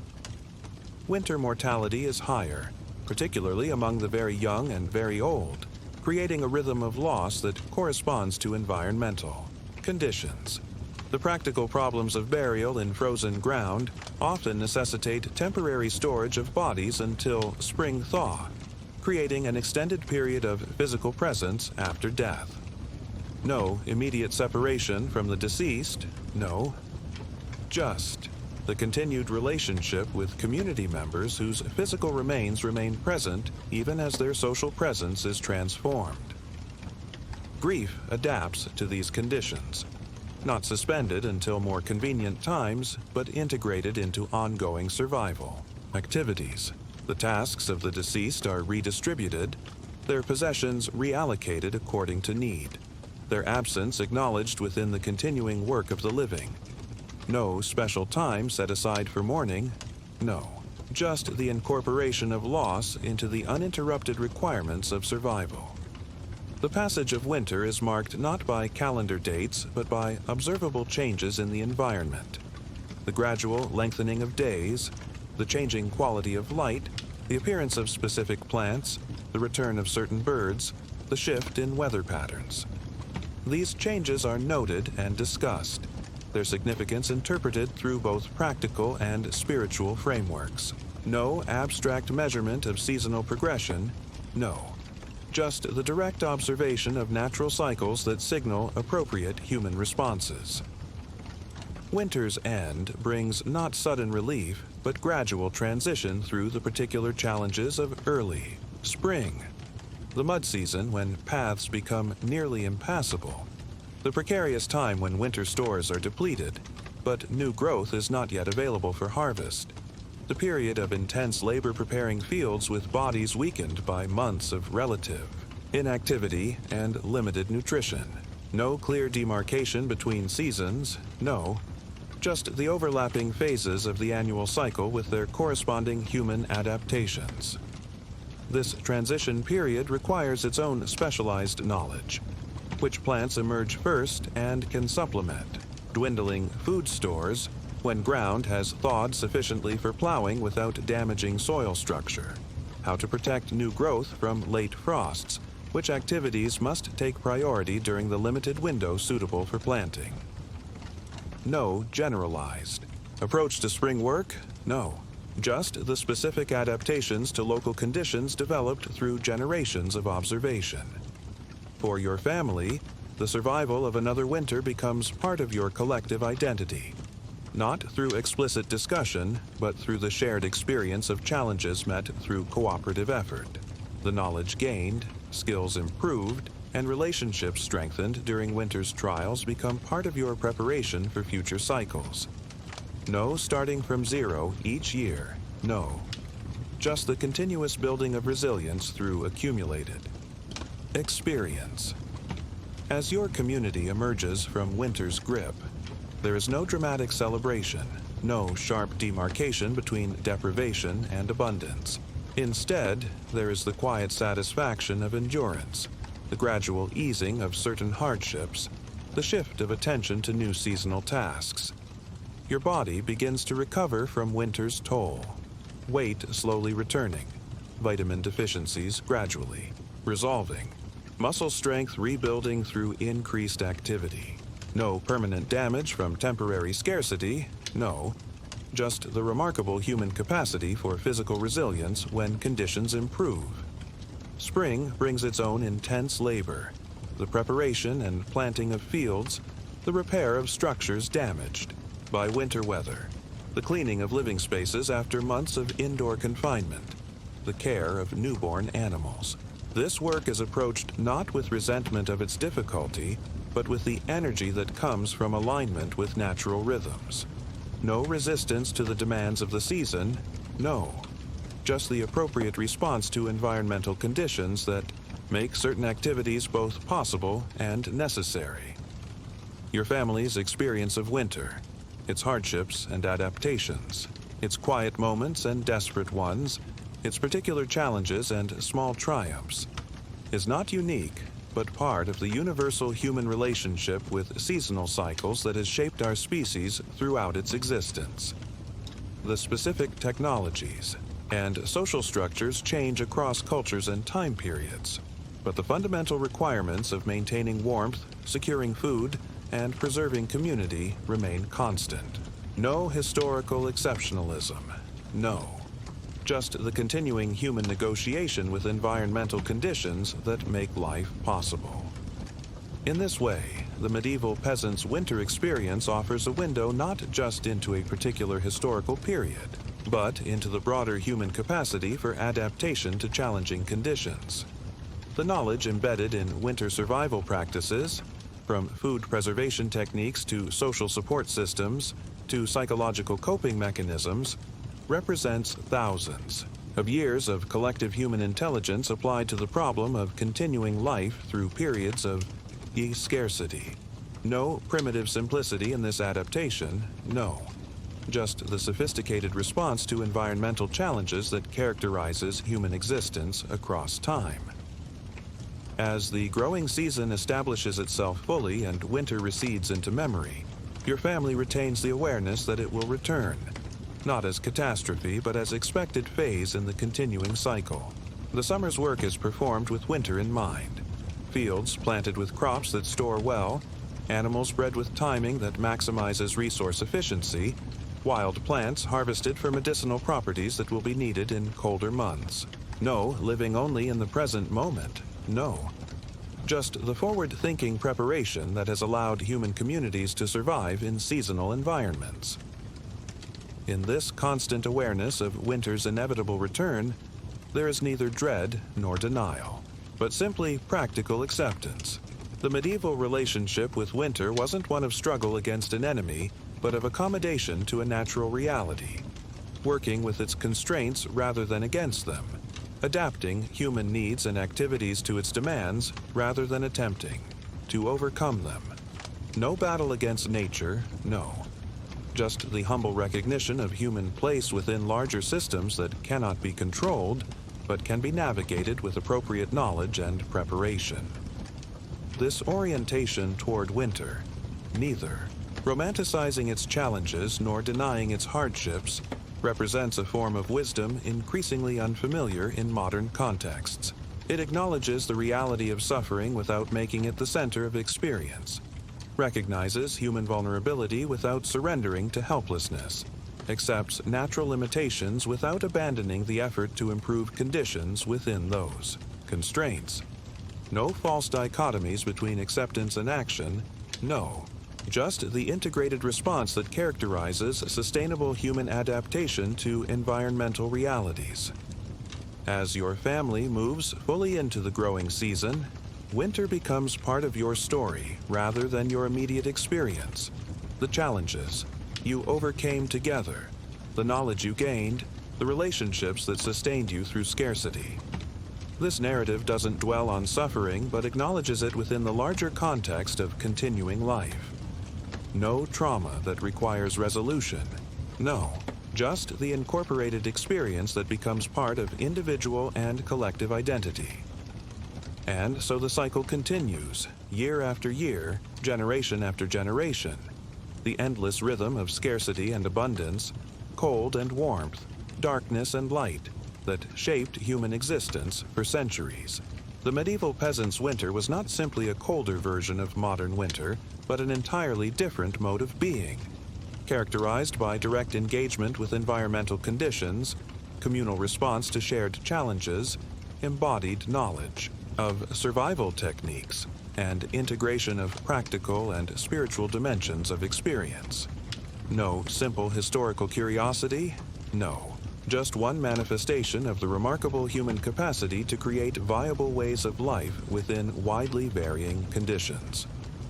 In this way, the medieval winter offers not just historical insight, but perspective on the contemporary human condition, our relationship with environmental constraints, our vulnerability to forces beyond individual control, our capacity for adaptation through collective action, our need for meaning that transcends immediate circumstances. No obsolete past without relevance to the present, no. Just the continuing human negotiation with the conditions that make life possible, taking different forms across time, but remaining fundamentally connected through shared biological and social needs. As you drift toward sleep tonight, consider this connection. Not as abstract historical knowledge, but as embodied reality linking your experience to those who came before. The medieval peasant, facing winter's challenges with limited technology but sophisticated social and knowledge systems, represents not a primitive past, but an alternative adaptation to universal human needs. For warmth, for food, for community, for meaning within the cycles of existence. No progression from primitive to advanced, no. Just the diverse manifestations of human ingenuity in response to environmental conditions across time and space. Sleep comes now, not through escapism from modern pressures, but through connection with the deeper rhythms that have always governed human existence. The alternation of light and darkness, the cycle of seasons, the patterns of scarcity and abundance that shaped our species long before modern complexities. No separation from natural cycles despite technological buffers, no. Just the continuing influence of environmental realities on human experience, now taking more subtle forms but remaining fundamentally present in our lives. In this recognition lies a peculiar comfort, not the comfort of material ease, but of connection with the human story across time. The medieval peasant's winter, with all its physical hardships and practical adaptations, its social strategies and cultural frameworks, represents one chapter in the continuing narrative of human relationship with seasonal cycles. No isolated historical phenomenon, no. Just the particular expression of universal human experiences of cold, hunger, darkness, and their management through knowledge, cooperation, and meaning-making. As consciousness fades toward sleep, allow this connection to deepen, not through intellectual engagement, but through the embodied recognition that your own experience of winter, however technologically mediated, links you to this longer human story. The medieval peasant's winter is not foreign territory but ancestral memory. The adaptations they developed, not primitive attempts, but sophisticated responses to universal challenges. No unbridgeable historical divide, no. Just the continuing human conversation with environmental conditions that makes life possible across time. Sleep well, within the shelter of this shared human story, the knowledge that generations before You faced winter's challenges and developed ways to survive them. That this wisdom remains embedded in cultural practices and social structures even when its origins are forgotten. That human ingenuity and cooperation have created viable adaptations to environmental constraints across widely varying conditions. No isolation in contemporary challenges, no. Just the continuing human capacity for resilience that links past, present, and future in the unbroken story of life, persisting through seasonal cycles of abundance and scarcity. The texture of medieval. Winter exists not just in its physical conditions, but in the tools developed to manage them. Consider the simple wooden spoon, carved during winter evenings when outdoor work was impossible, its shape refined through generations of use, its surface smoothed by countless hands. This humble object represents embodied knowledge about material, properties, efficient design, and practical utility. No separation between maker and user, no. Just the direct relationship between human need and created solution. Winter tools tell stories of adaptation. The specialized implements for breaking ice on water sources. The devices for trapping small game when hunting became difficult. The frames for stretching hides when tanning was one of few productive activities possible. Each tool evolves through use. Slight modifications improving function across generations. The successful innovations retained and passed down. No planned obsolescence, no. Just the gradual refinement of objects through practical experience. The medieval relationship with tools differs fundamentally from modern consumption. Each implement represents a significant investment of time and resources, its creation and maintenance integrated into the rhythm of seasonal work. A wooden hay fork might be cut from a carefully selected branch during winter, shaped while the wood is green, then set aside to cure until needed in summer. No immediate gratification, no. Just the patient participation in processes that unfold, according to natural timelines. This patient relationship with time characterizes medieval winter existence. Unlike the modern compression of experience into ever smaller units of productive time, medieval winter expands perception.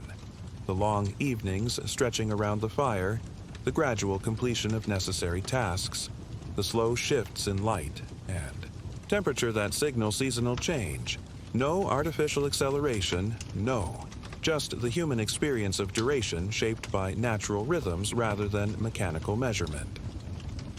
Within this expanded temporal experience, skills develop differently. Not through focused short-term training, but through repeated exposure and gradual incorporation. A child learning to spin wool doesn't receive formal lessons but absorbs technique through proximity, occasional correction, and continuous practice integrated into daily life. No separation between learning and production.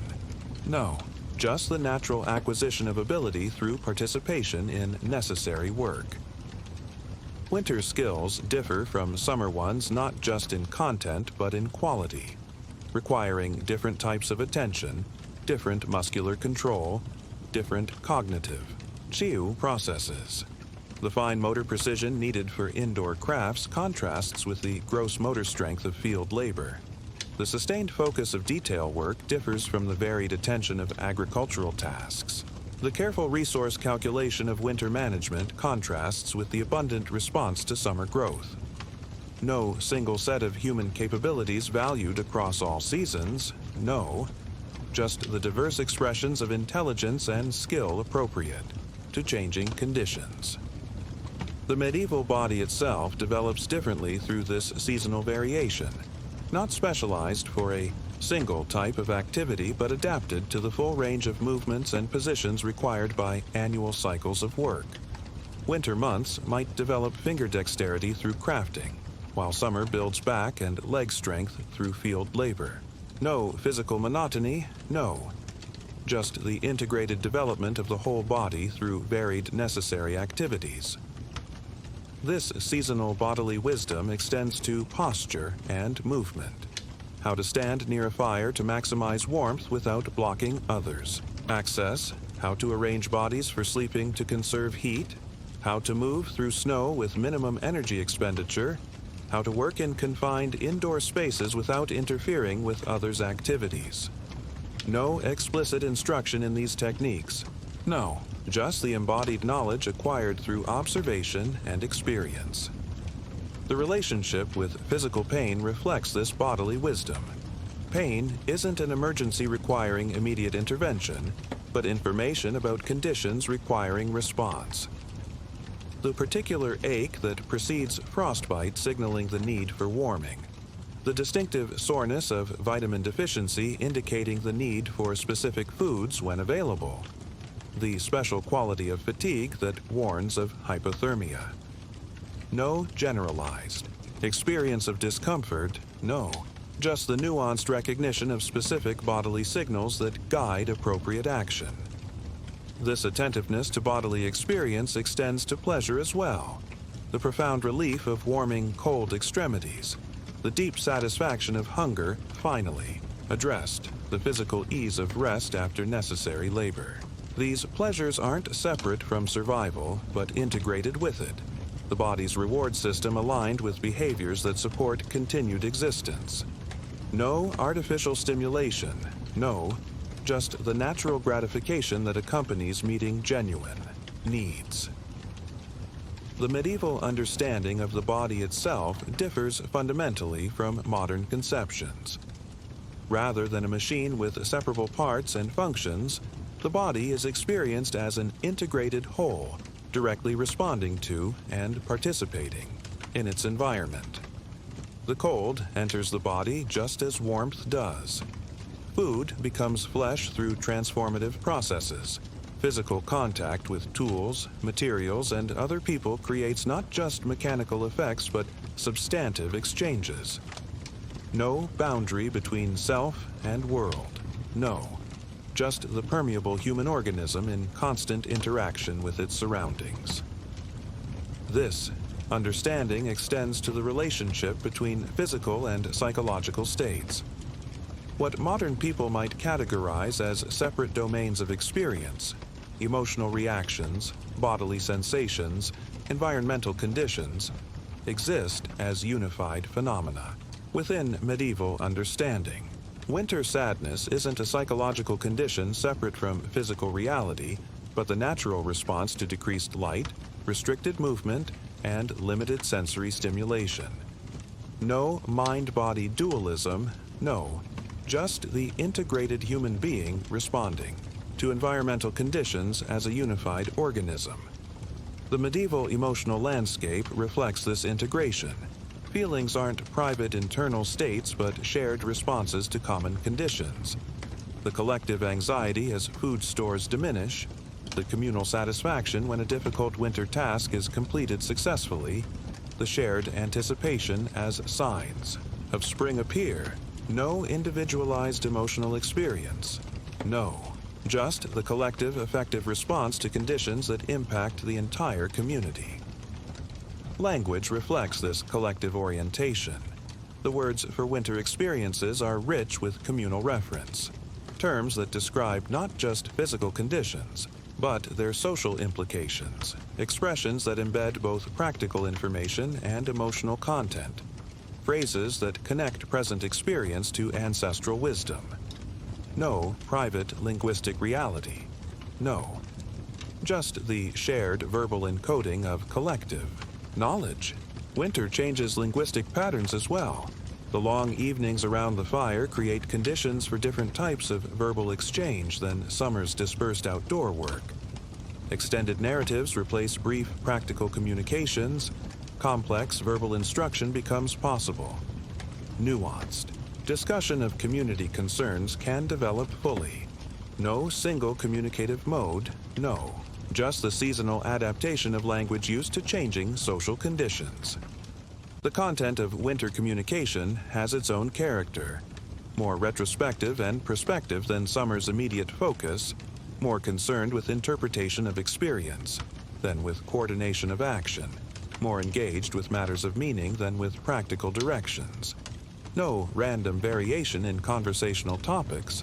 No, just the appropriate shift in verbal exchange to address seasonal needs and possibilities. For children, winter evenings provide crucial language development through exposure to these extended verbal exchanges. The stories, discussions, instructions, and negotiations they witness become the foundation for their own linguistic development, the models for their future participation in community discourse. No formal language education, no. Just the natural acquisition of verbal facility through immersion in authentic communication. The winter relationship with knowledge itself has distinctive qualities. With reduced new input from the dormant natural world, winter cognition turns inward, reviewing and reorganizing existing information, deepening understanding of familiar phenomena, extracting patterns from accumulated observations. No continuous flow of novel stimulation, no, just the episodic alternation between gathering new information and processing what has been gathered. This cognitive rhythm supports particular types of knowledge development, the recognition of subtle patterns that emerge only through sustained attention, the connections between seemingly disparate phenomena that become visible only through extended reflection, the refinement of techniques based on detailed analysis of past results. No single way of knowing, no, just the diverse cognitive processes appropriate to different seasonal conditions.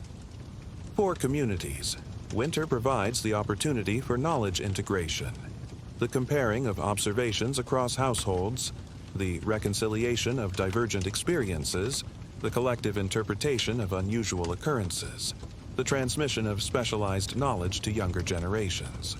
The enforced proximity and reduced external activities create conditions for this cognitive community work. No individualized knowledge, no, just the shared understanding that emerges through collective sense-making. This collective knowledge includes sophisticated understandings of winter itself, not as a single condition, but as a complex set of interrelated phenomena with both predictable patterns and variable manifestations.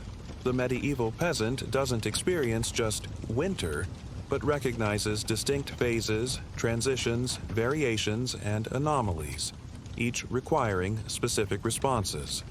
No generalized season, no. Just the nuanced perception of environmental conditions that guides appropriate human action. The spirituality of winter reflects both its hardships and its gifts.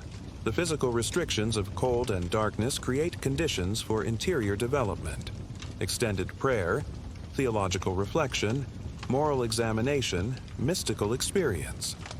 Just as the natural world turns inward during winter dormancy, human, spiritual life follows similar patterns of withdrawal and deepening. No seasonal pause in religious practice, no, just its transformation into forms appropriate to winter conditions.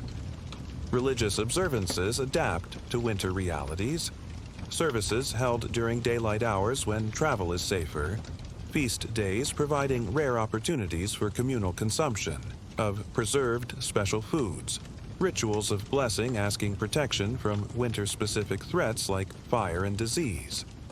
No abstract religious calendar imposed on physical reality. No, just the integration of spiritual practice with the concrete conditions of seasonal life. The experience of sacred time shifts during winter.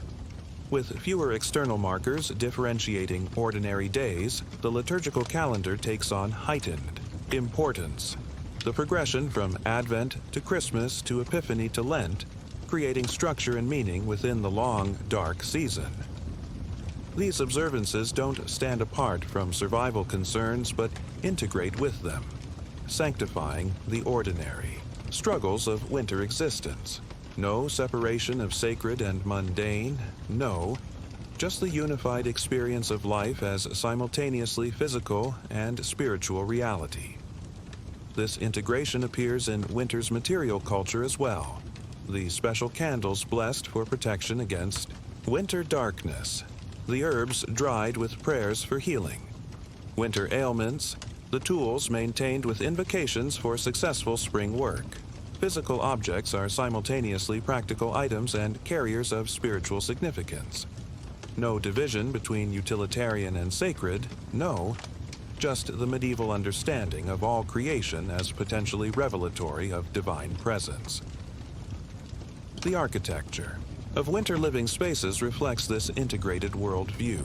The physical arrangement of the medieval cottage isn't based solely on practical considerations, but incorporates cosmological understanding. The central hearth representing both literal fire and symbolic divine presence at the center of human life. The orientation of the structure responding to both prevailing winds and sacred directions. The threshold serving as both practical entrance and spiritually significant boundary between domestic and external worlds. No purely functional design, no. Just the built environment that embodies both practical knowledge and meaningful symbolic order.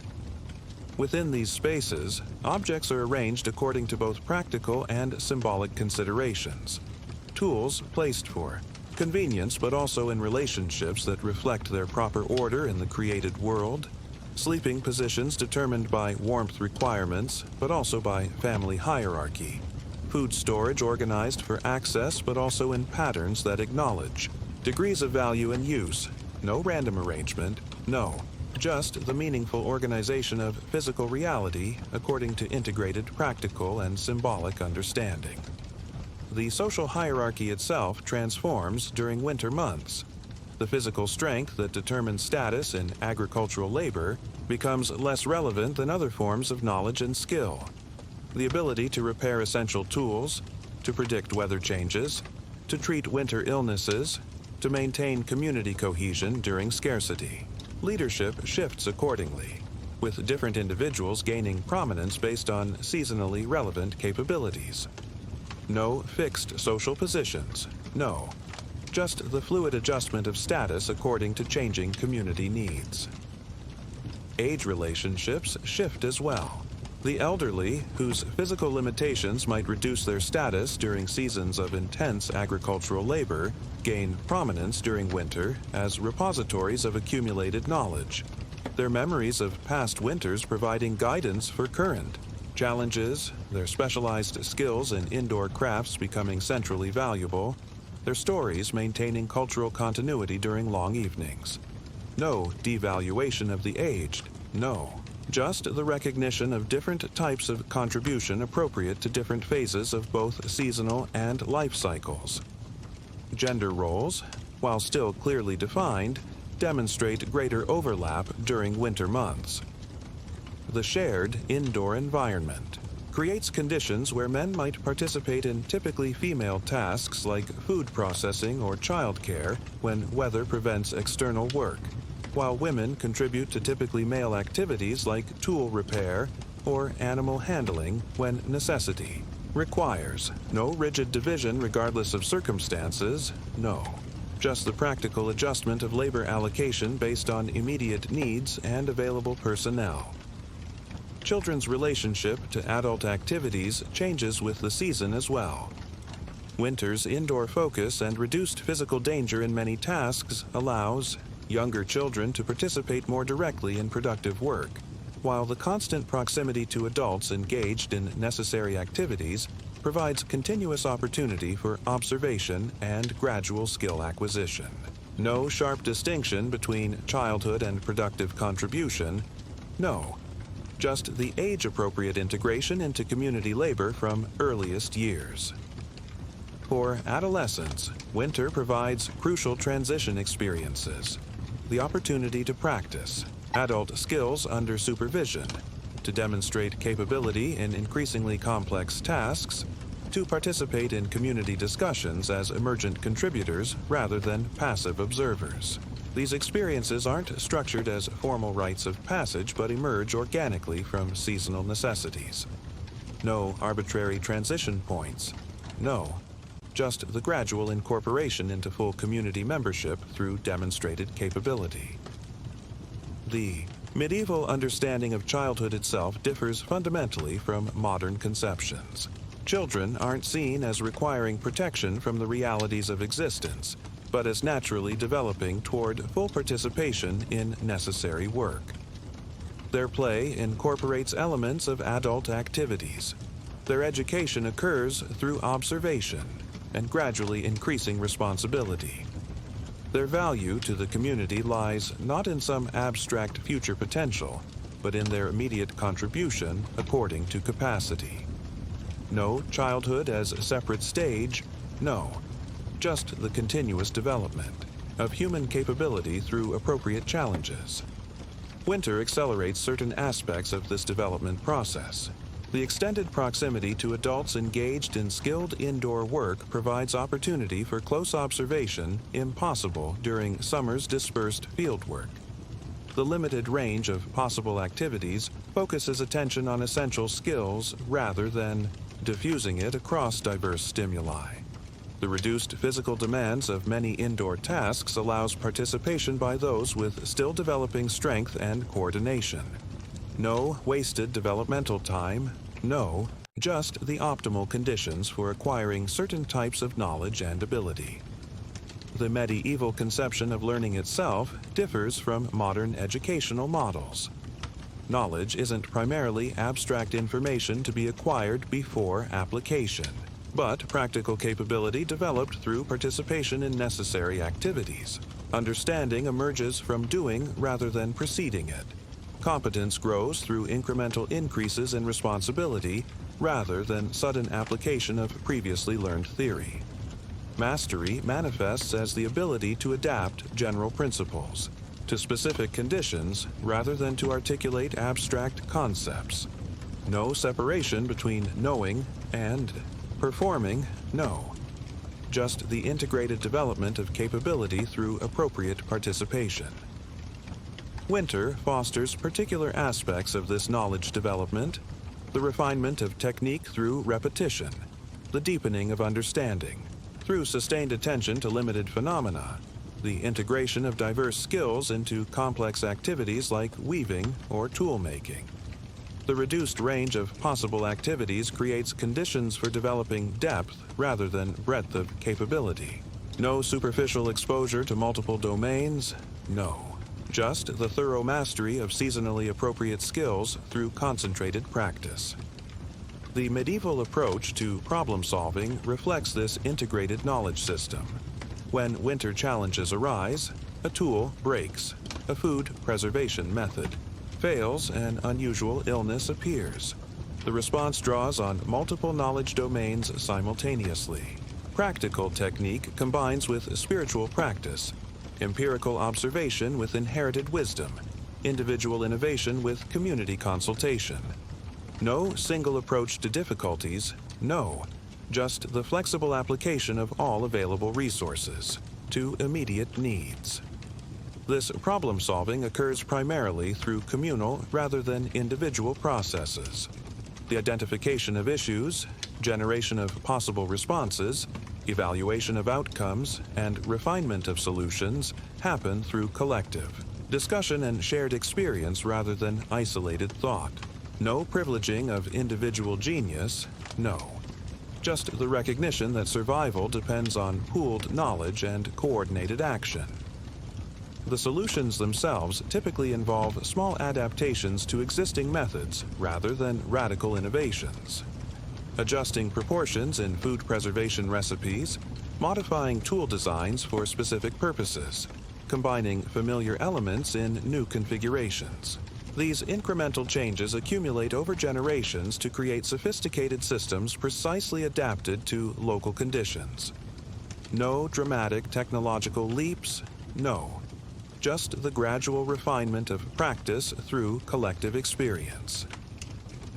This conservative approach to change makes sense in the medieval context, where experimental failure could mean starvation or death. Innovations are tested cautiously, often in limited applications before wider adoption, with careful observation of both immediate results and longer-term consequences. No unnecessary risk in fundamental survival systems, no. Just the prudent management of potential change to maximize benefits while minimizing dangers. Yet, within this conservative framework, Genuine creativity flourishes in response to winter's particular challenges. The development of specialized tools for indoor work, the invention of games that teach essential skills while providing entertainment during long evenings, the creation of stories that encode practical knowledge in memorable form, the composition of songs that structure repetitive work and maintain community morale. No suppression of innovative thinking, no, just its channeling into forms compatible with community survival needs. The medieval aesthetic sensibility reflects this integration of practical and symbolic dimensions. Beauty isn't a separate quality applied to otherwise functional objects, but emerges from the perfect adaptation of form to purpose, the visible evidence of skill in creation, the appropriate use of available materials. A well-made tool isn't decorated after completion, but designed from the beginning with proportions, materials, and finishing that create visual harmony simultaneously with functional excellence. No distinction between beautiful and useful. No, just the unified creation of objects that satisfy both practical needs and aesthetic sensibilities. Winter crafts particularly exemplify this integrated aesthetic. The careful shaping of wooden implements during indoor hours, the intricate weaving patterns that emerge from technical solutions to structural requirements, the decorative elements carved into tools that simultaneously provide better grip. These aesthetic features aren't superfluous additions, but integral to both function and meaning. No unnecessary ornamentation, no. Just the natural expression of care and skill in creating objects central to survival. The winter relationship with beauty extends beyond human creations to perception of the natural world. The medieval eye recognizes aesthetic value in phenomena modern people might experience primarily as inconvenience or danger. The intricate patterns of frost on window coverings, the transformed landscape under snow, the quality of winter light on dormant fields. This appreciation isn't separate from practical assessment but integrated with it. The beautiful frost pattern also indicating temperature conditions, the snow-covered landscape revealing animal tracks, the winter light signaling time of day. No division between practical observation and aesthetic appreciation. No, just the unified perception that simultaneously gathers survival information and experiences beauty. This integrated perception characterizes the medieval relationship with all sensory experience. Sound isn't merely aesthetic, but informational. The specific quality of wind predicting weather changes, the particular creaking of ice indicating safety for crossing, the distinctive cough suggesting appropriate herbal treatment. Touch provides both pleasure and practical assessment.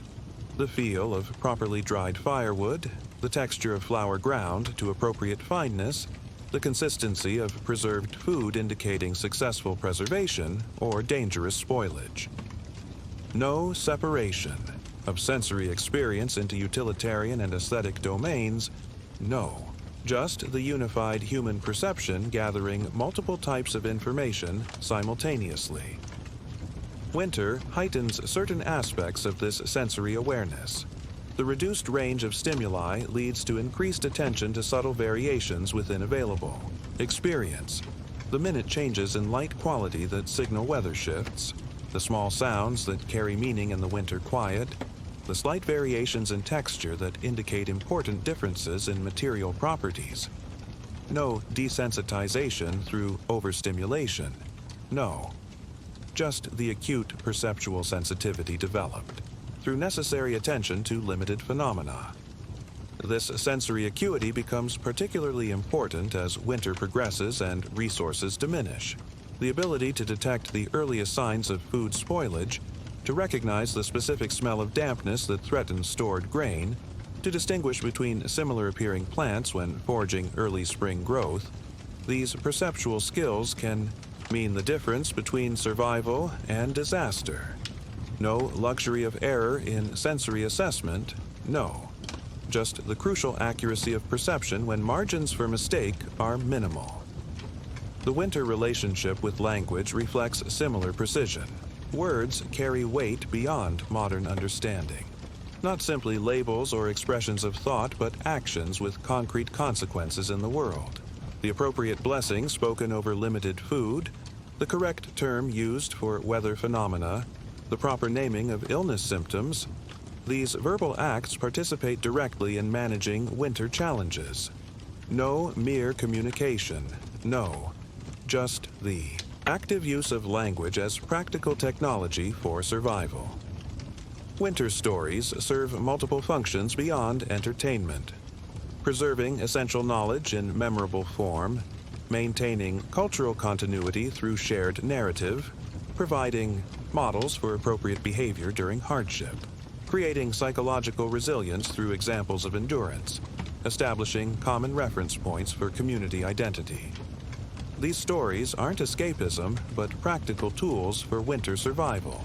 No mere distraction from reality, no. Just the sophisticated use of narrative as survival technology. The content of winter tales often encodes specific information relevant to seasonal challenges. Practical techniques embedded in narrative form, weather prediction methods presented, as character actions, resource management strategies illustrated through story outcomes. The entertainment value ensures transmission, while the practical content supports survival. No separation between enjoyment and education, no.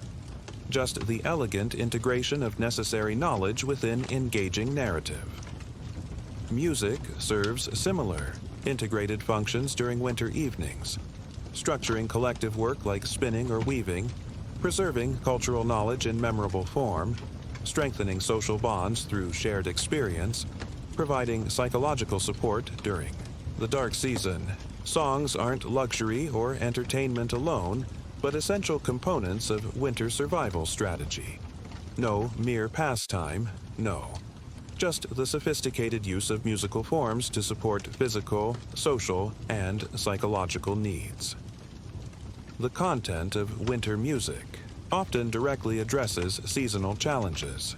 Songs about successful endurance of cold and hunger, rhythmic pieces that maintain work pace during indoor tasks, lullabies that soothe children during uncomfortable nights. These aren't separate from practical activities but integrated with them, the singing as much a part of winter work as the physical movements it accompanies. No music as separate domain, no. Just the natural integration of sound, meaning, and necessary action. This integration extends to all aspects of winter existence, practical and symbolic, individual and communal, physical and spiritual. The medieval peasant doesn't experience these as separate domains requiring reconciliation, but as unified reality within which human life unfolds. Winter isn't a challenge to be overcome through technology, but a phase of existence to be navigated through appropriate knowledge, behavior, and understanding. No separation from natural cycles. No. Just the human place within the continuous flow of seasonal change that governs all life. As you drift deeper towards sleep, let this integrated way of being enter your awareness. Not as historical curiosity, but as alternative possibility, the human capacity for living in direct relationship with environmental conditions, responding to natural cycles with appropriate adaptation rather than resistance, finding meaning within limitation rather than seeking escape from it. No judgment of either medieval or modern existence, no. Just the recognition of different ways humans have shaped life within the constants of embodied experience and environmental reality. Sleep comes as it has for countless generations, not separate from the rhythms that govern all life, but part of them. The natural withdrawal into rest that parallels winter's larger pattern of dormancy and conservation. Your consciousness fades not into void, but into the deeper currents of human experience that connect your life with all that has come before and all that will follow. No isolation in individual existence, no. Just the continuing participation in the endless cycles of awakening and rest, activity and recovery, learning and integration that characterize human existence across time. In this fading awareness, Feel the connection with those who have navigated winter before you, not through intellectual understanding, but through the shared embodied experience of darkness and cold, the universal human responses of seeking warmth and light, conserving energy, drawing together for mutual support. No historical distance that cannot be bridged. No, just the continuing human adaptation to seasonal conditions that links your experience with theirs across centuries of winter survival. Dream now of winter as they knew it. Not romanticized or demonized, but simply lived, one day following another, each bringing its particular challenges and gifts. The human capacity for adaptation, creating viable existence within environmental constraints. No drama beyond the quiet heroism of continuing life through difficulty. No, just the ordinary miracle of human endurance through changing seasons, year after year, generation after generation, in the unbroken chain of existence that stretches from past to future, with your own life as one small, precious link.